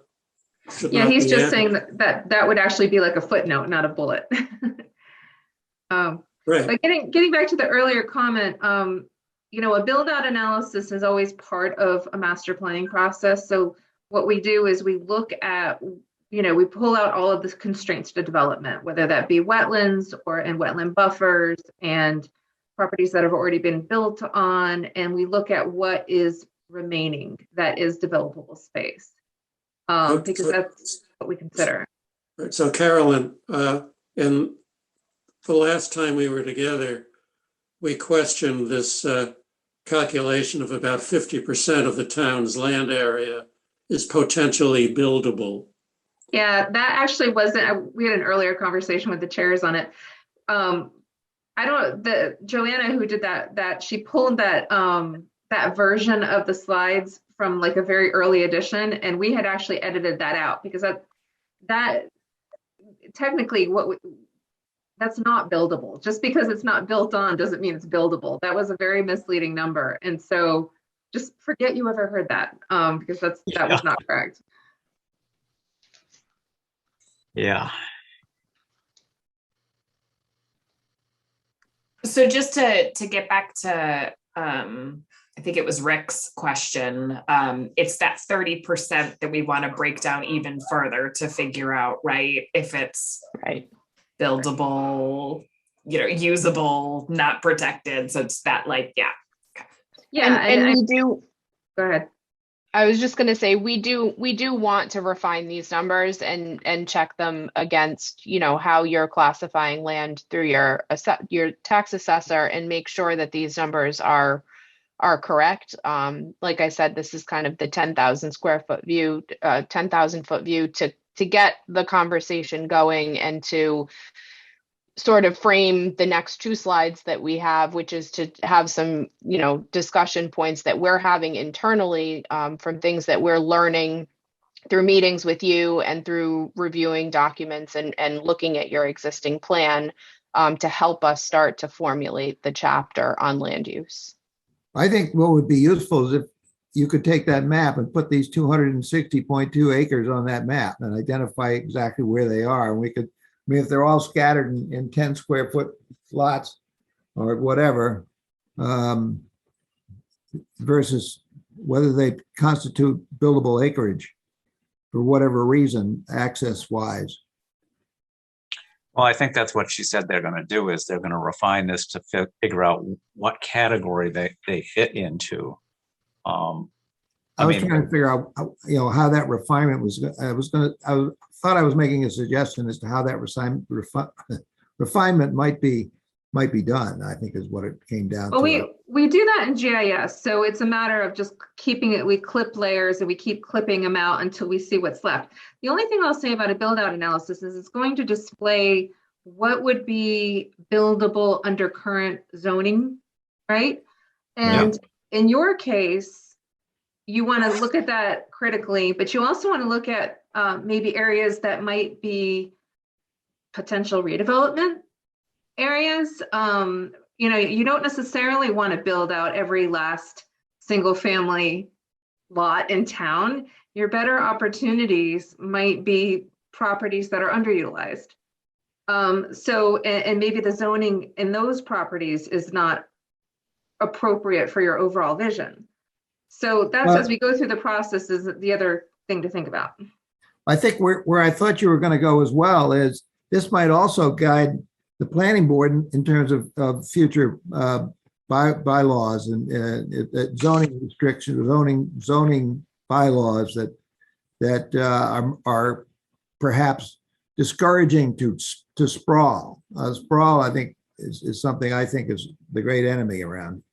Well, and what should be an outcome of every master planning process are changes to your development regulations to conform to your overall vision. So your next, Hamilton's next step after this will be to revisit your zoning bylaws and your subdivision regulations, and even, your other stormwater regulations to make sure that everything is conforming with the master plan. Right. Because that was a big thing in the last go round. Was the nature of our bylaws, which are discouraging in many cases to good development, if such a thing exists. Yes, and there's a good reason for it, because the population resists any kind of development.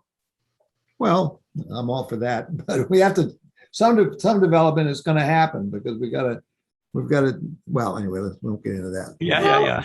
Well, I mean, there will be a point when we want to get into it, and there are ways of safeguarding it. So I'm just going to throw this out there. I'm not saying this is what the town wants to do, but let's say you want to build out your downtown, or at least allow for greater heights, for example, for underutilized properties. You can give people comfort by using, say, a form-based code so that at least what it's going to look like. And that can dispel fears that it's going to be something that's out of character with the town. So just things to think about, that there often are design solutions for what are perceived as land use problems. Okay. Yeah. Move to the next slide. Okay. Every time I check the chat, I get off okay, there we go.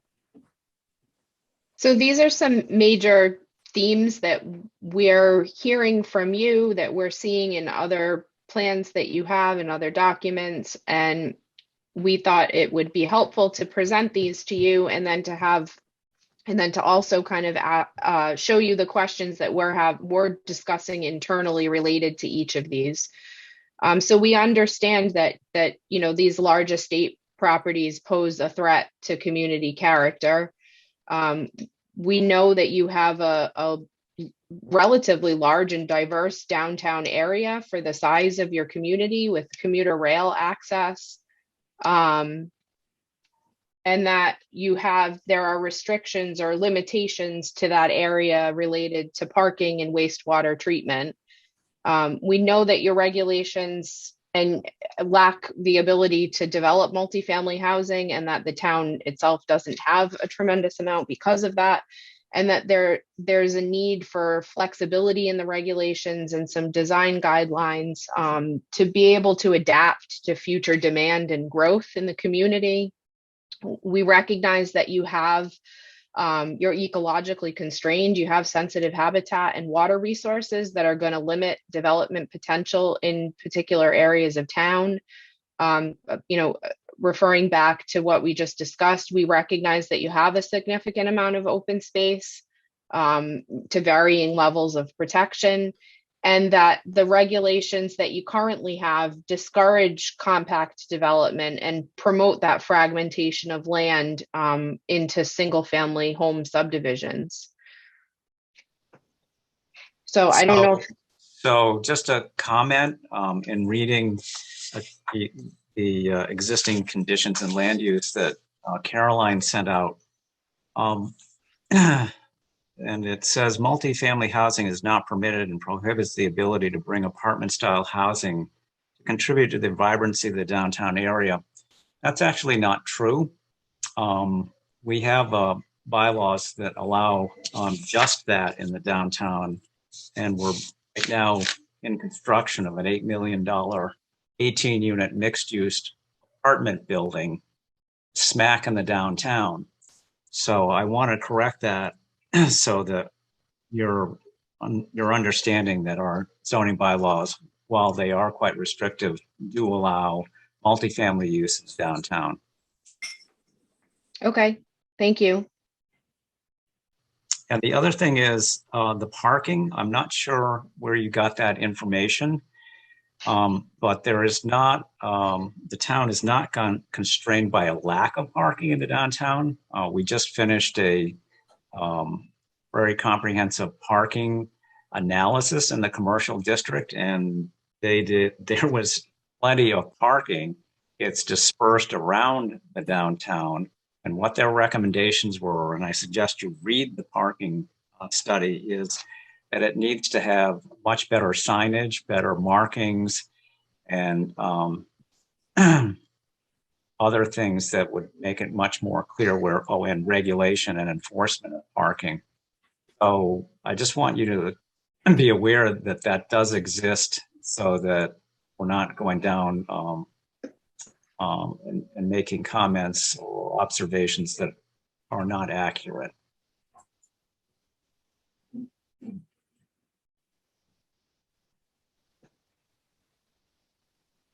That's all helpful. Thank you. I will definitely get a copy of the parking analysis if I have it already. I didn't find it in our files, but we'll make sure that we have that and that we take a look at that.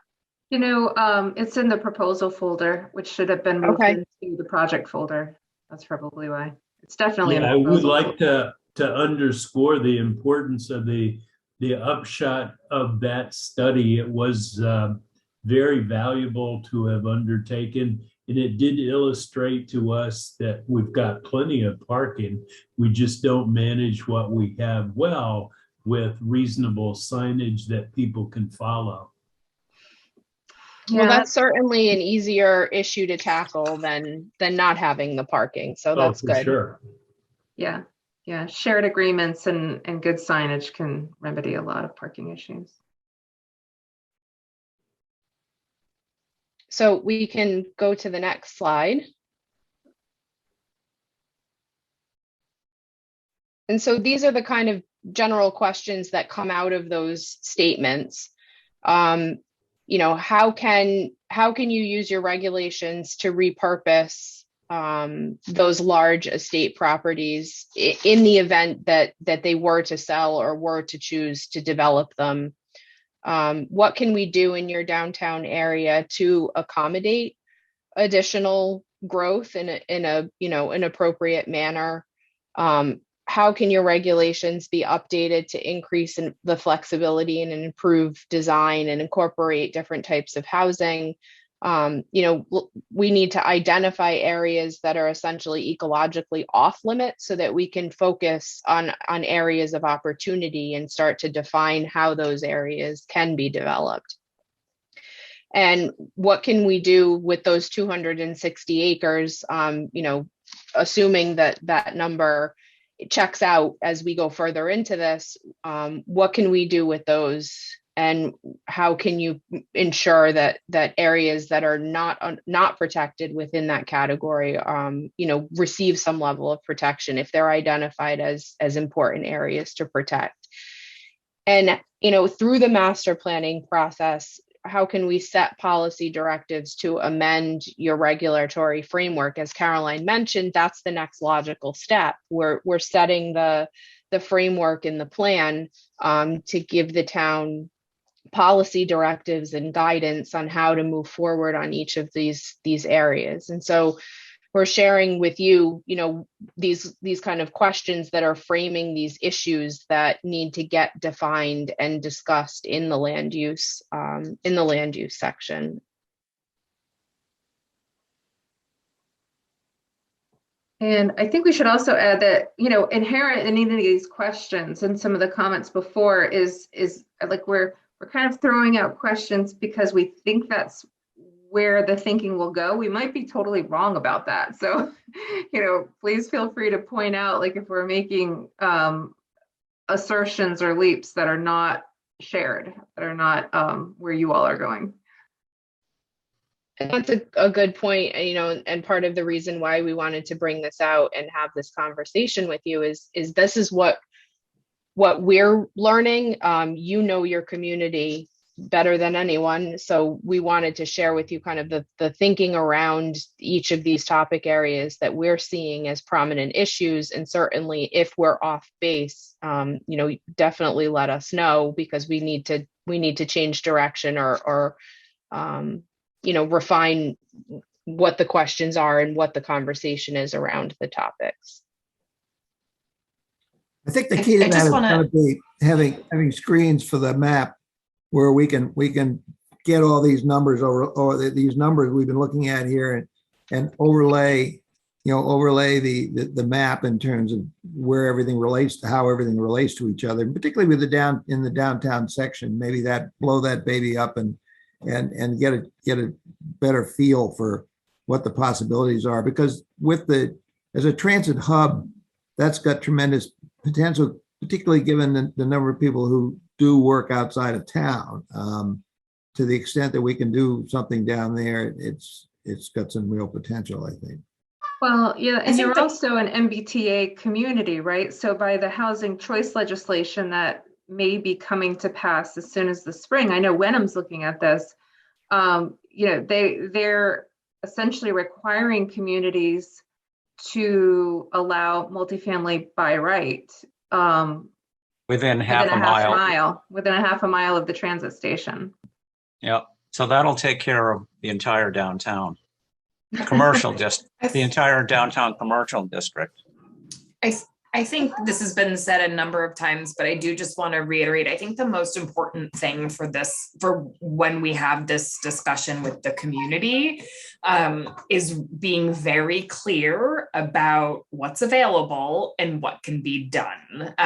Because I think just living here for a few years now and seeing conversations related to housing and affordable housing on social media, it is a very heated topic. And I want to steer people in the realistic direction.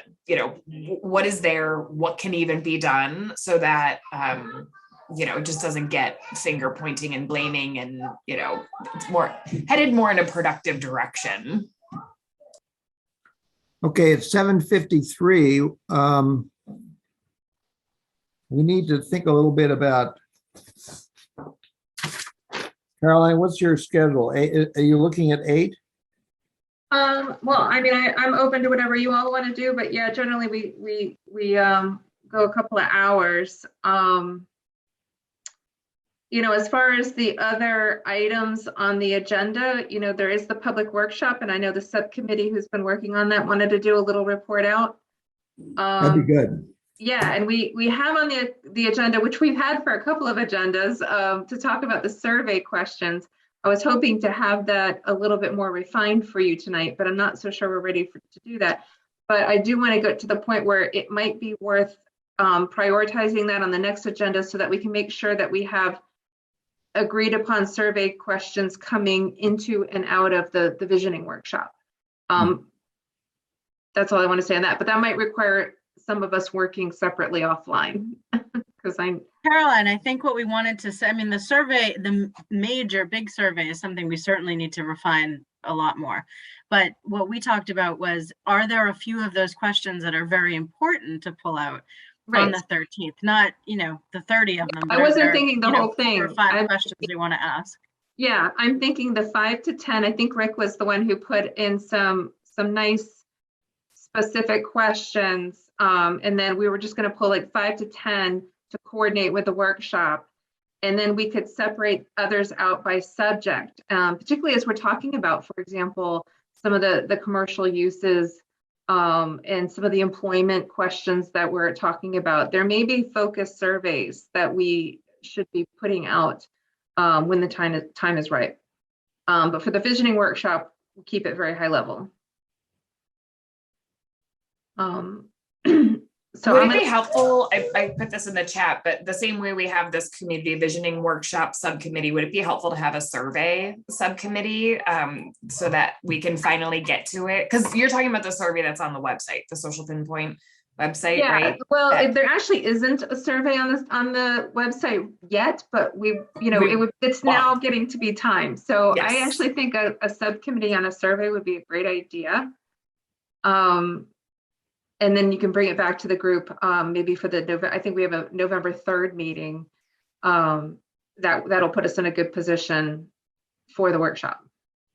Yeah, because I've been wanting to post a save the date on our community Facebook groups, but I've been hesitant because I was like, oh, I don't know if the survey is on the Social Pinpoint website and we don't want people to be taking it. So it's not on there. I can direct people to the website. Okay. Do we have, I would be happy to be on the survey committee. Do we have two or three other volunteers for that? I'll be happy to volunteer. I'll do so. Great. Sorry, who was the third? David. Mr. Wenger, sir. Okay, very good. Yeah, good. Okay. Well, we'll get that together. And can we have our report from who is the spokesperson for our existing subcommittee for the summary? For the workshop, I would nominate Emil to speak on our subcommittee from our subcommittee about the visioning workshop. Okay, good. Emil, you want the floor? I've got the floor. Okay. We put together what we call the run of the show, which is a script trying to anticipate the chronology of the flow of the meeting on the 13th. And Caroline was good enough to respond after discussing with her design group and put together kind of a pretty interesting setup, I think, for beginning at setting up at about 8:30 and concluding about noon, with two major sections within that constituted the two questions that she felt, I think, is most appropriate from a broad point of view at this initial encounter with the public. She has done that, sent it to the subcommittee, and I don't know if you're going to send it to the rest of the group, Caroline, but yeah. I didn't have any problems with it, or any issues with it. I thought it was pretty well done, and the only thing that was missing was the facilitator guide that I think you said you were going to put together. We put together one with maybe 8 or 10 different bullet points about what the facilitator's role should be throughout this whole process. And I think you said you were going to put together one yourself. We haven't seen that yet, but yeah, I wanted to make sure that we were all good with what we were doing overall, and then I can focus our facilitators. Just to give a little more specificity, so we have about 5 to 6 Weston and Sampson staff who will be there. We're starting the workshop around 9:30, and it'll start with probably Jack and Kristen giving a little introduction from the committee, talking about, just playing up how important this is for the town and welcoming everybody there, briefly introducing committee members who are in attendance.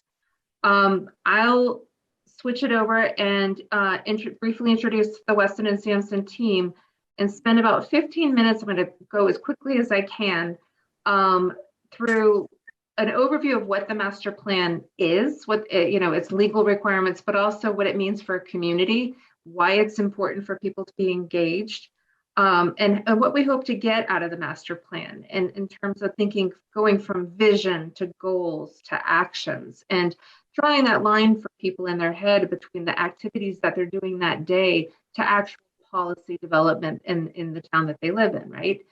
So we're inspiring them to get engaged. Now, along with the presentation and all of the people who will be present, we will have some, I'm going to say flyers, but they're really sheets. So there's sheets for people there, so that we're going to tell them, look, we're going to ask you to participate today, but you can take this sheet home and give us your thoughts later too.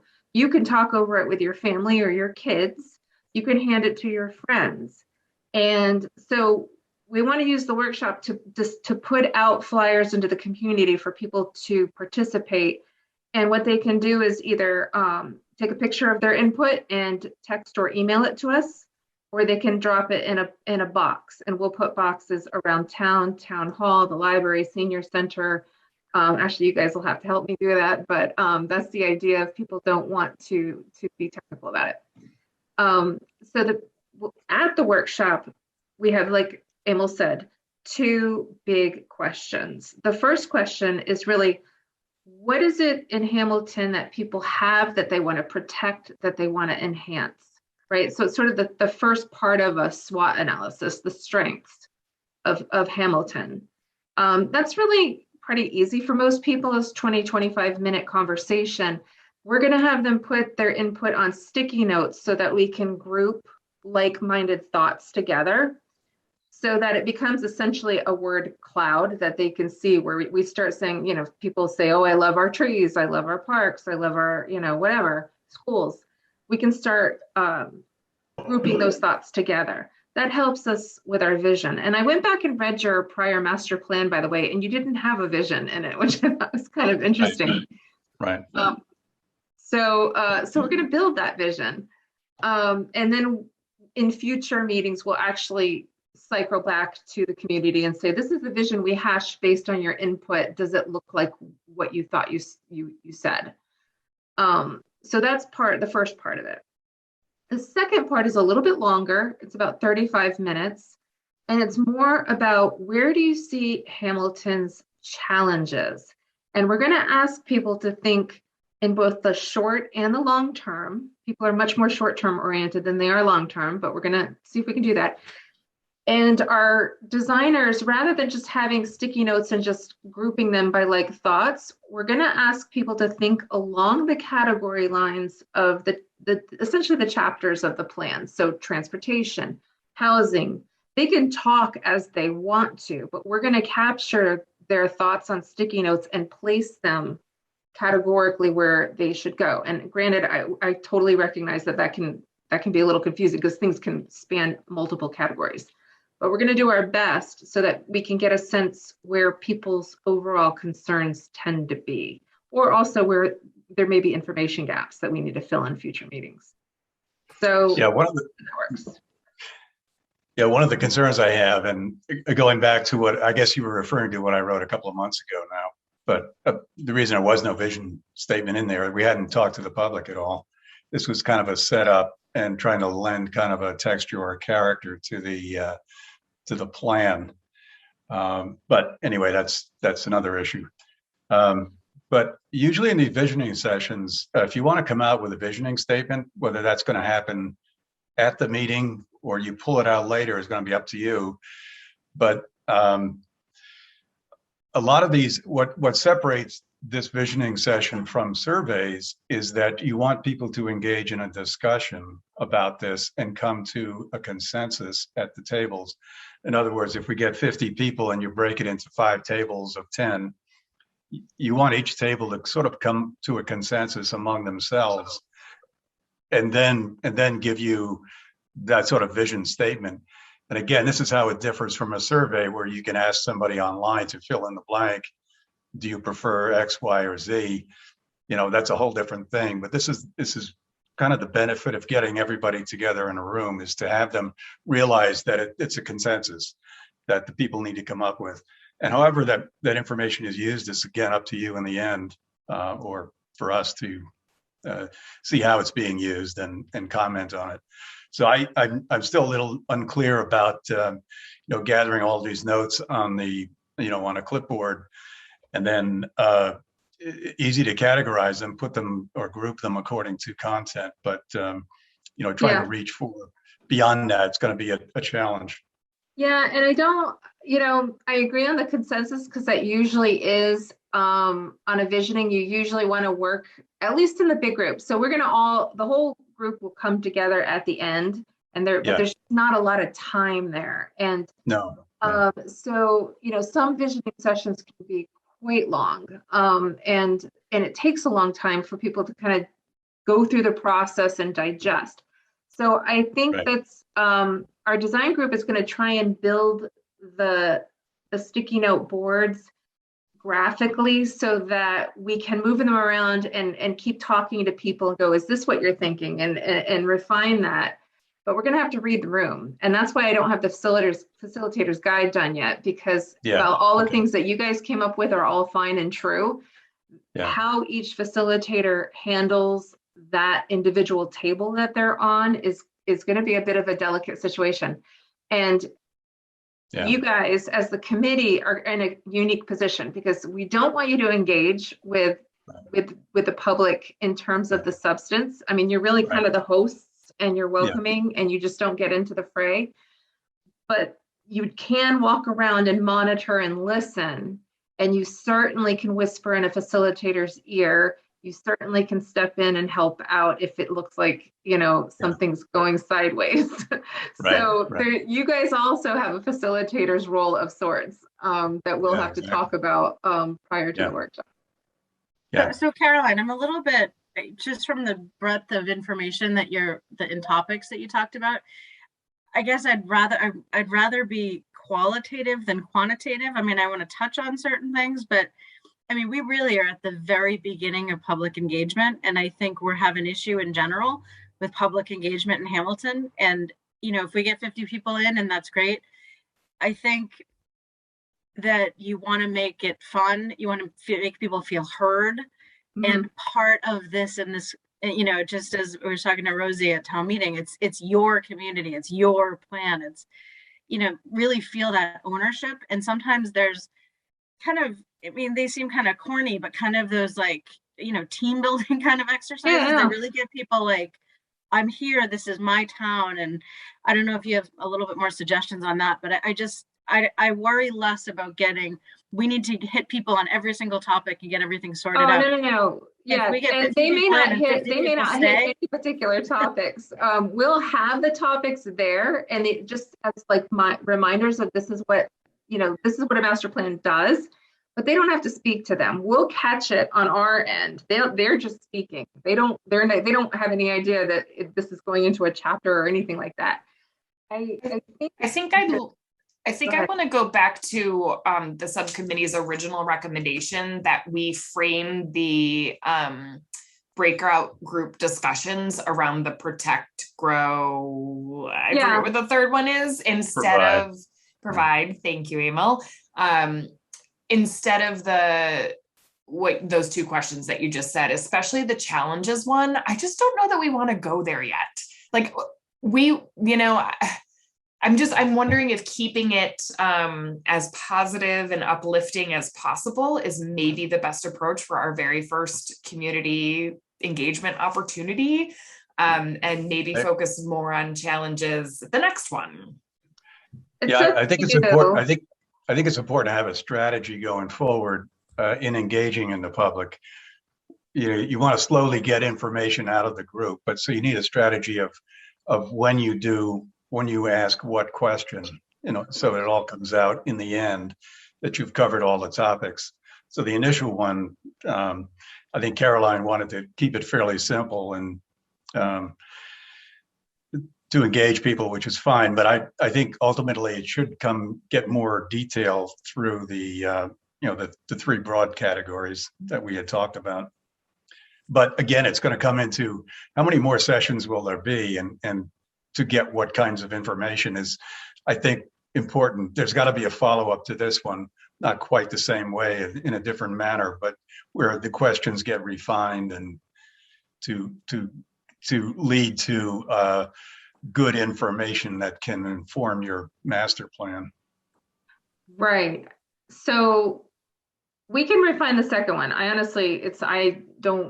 I'm not strongly opinionated on that second one. If you don't want to do challenges, we still need to shift into either part. We don't have time for 3 different sessions. Like you have to kind of lay the groundwork with a presentation. I don't know that I can do it. You can't do it so quickly that people are a little like, what is the master plan? What are we doing here?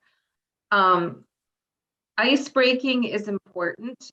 We just have to be really quick about it. And so that is also part of the facilitator's role. And we don't know what turnout we're going to get. So right. We're going to have to do a lot of decision making on the fly, which is okay. It's what we do. But I do think it might be more helpful if we have a larger group to do ice breaking activities in the breakouts. Just because you're dealing with a smaller group of people, and those are the people that are going to be working together and thinking together and discussing together. So it's more important that they have their set, a certain level of intimacy there. And I know from meetings I've been, if you have 40 to 50 people and you're going around asking every single one of them, what's your name and tell us your favorite thing about Hamilton. Yeah. You just lost 45 minutes. So right. I think that we do need to get to that point where people are really comfortable, but we gotta be really snappy about it. And that's helpful, Caroline, to say that like we don't have time for much more of these. Like that's what we need to hear, because then it's like, oh, okay, like we can't take our sweet time. this does have to be. Not on this one. I feel like the 4 of us could talk maybe more tomorrow morning. Because we have. I want to hear from others because the subcommittee is chatting about it tomorrow. Late morning. So do others have thoughts about the session? And when will we be educated as to our roles? I'm a little confused as to what we'll be doing other than roaming around and listening. We pretty much captured it. I think that we can touch on it. It won't take long. I think, and I'm sure the subcommittee can talk about this too tomorrow when they meet, is sort of, there's just rules of etiquette when you're the host of the meeting, and you just really don't want to get into any issue discussions with them. Your goal is to welcome all of the residents and make them feel welcome, make them want to go tell their friends that this was so much fun, I got so much out of this, these people are the greatest. That's what you want people to say. So positive. Our job, Dave, will be walk around with coffee and tea and donuts and hand them out. I was hoping for some other liquid, but before, if we're winding down, may I just quickly add, if Emil is interested in volunteering to this subgroup regarding the survey questions, someone has alerted me to the fact that Emil's done a lot of work in this regard, and I would welcome his participation. Yeah, absolutely. Emil, are you interested in doing that? Okay. I would be. Sorry, Emil. We need to talk. We'll need to talk about how to organize that, because I think that is going to really depend on what the major issues are before we do the survey. So issues and concerns in the community. But yeah, I'd be happy to join you. Okay, great. Yeah. For the group and for RKG and Carolyn and your team, I find that if you throw people out, or not throw people out, but like throw out like tidbits, like cocktail party conversation items, like just kind of, did you know in Hamilton this was invented, or this, whatever. I mean, so I guess I'm asking this group, a lot of you have a lot of history in Hamilton. Like, are there cool facts that, like, I don't know, 5 facts about Hamilton that just we might not know, or you would tell a friend? If it just gets people kind of talking about your town and talking about like, oh, that's so cool that this person came from Hamilton, or this was invented, or something. So if there's anything that has come out from any of your research, if we can kind of build that little list and maybe throw those out, and as you know, hosts, we can kind of have those like, oh, did you know this cool thing about Hamilton? That we're not like really swaying any of the discussion, we're just throwing out like fun facts so people can go and tell their friends, oh, hey, did you know this about Hamilton? That I'd like to ask the committee to email anything to Patrick and or Jack or I, just to kind of collect those for the 13th. That would be fantastic. And I also, I plan on doing a big, putting a whole bunch of flyers on Saturday after soccer, so like 2 or 2:30. If anyone wants to help me do that downtown, if you want to email me and we can meet and go just spread flyers everywhere, that would be really helpful. Did you do it last weekend, Kristen? I did kind of, not really though. Okay. I realized the task and I was like, oh my gosh, I really need help. So happy to help. So I wanted to add, I'm sorry. I wanted to add that the Pumpkin Fest is canceled for this year. So that's unfortunate. Oh, can everybody hear me? Yeah, I can hear you. That's so, I didn't know that it's canceled. I did not know that. I was just gonna say Okay, so that was all the stuff. Yeah, I know. So that's unfortunate. We just got the email today because Saturday's supposed to be just quite a deluge all day. But the other thought I had was that we have a lot of kids coming to the house on Halloween. So I have a bunch of cards and would be happy to share them with others to hand out to kids in a little plastic bag with a few little treats. And so the parents can see them and maybe do a little mimeograph note. Hi, this is all about the master planning process. We'd love to have your input. Here's the card to perhaps take a look at the process and the visioning session. So I thought maybe that would be a way to get the word out a little bit. I know a lot of us live in the downtown. There are always a lot of kids who come to the house. So you don't want to give them a master plan? We can also put posters at our house on Halloween. That's a good idea. So I have a question for Dana. Dana, I'll let you. Is it? I know the schools have email addresses for all the parents. Is it appropriate use of that email list at some point, maybe a week before, 10 days before the November 13th date, to send out a notice to all the parents of this event coming? So thank you. I'm glad you asked that. I was, we're a chatty group tonight. I was trying to hop in at some point. I do not know the answer, but I would imagine that whether it's via email or through the other communications that the schools have, I think if this group would like me to, I mean, that was going to be a question that I was going to ask the committee. You know, I'm nervous about how many people we're really going to get to come to this November 13th event.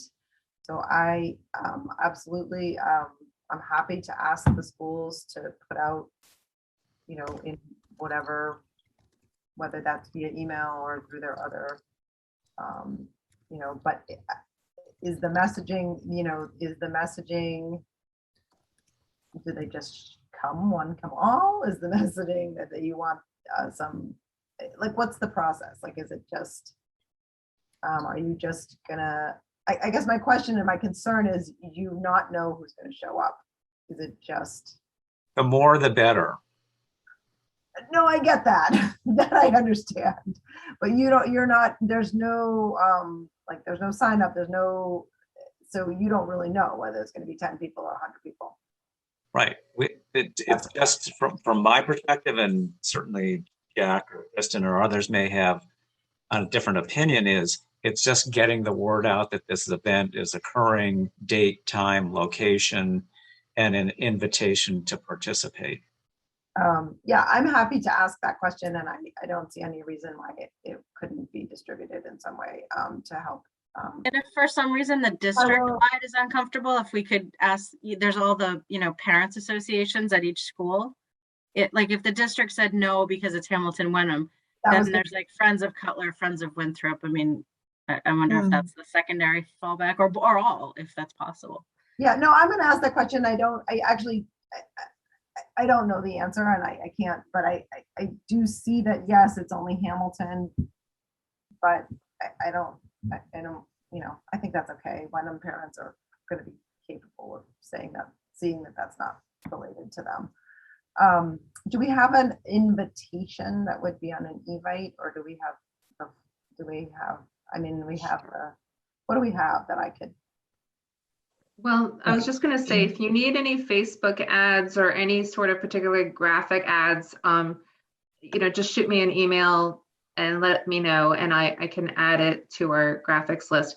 And if the subcommittee for the workshop is meeting tomorrow, if you have changes that would affect the graphics, like, if we want to, just let me know as soon as possible, because I have to tell them to change it up.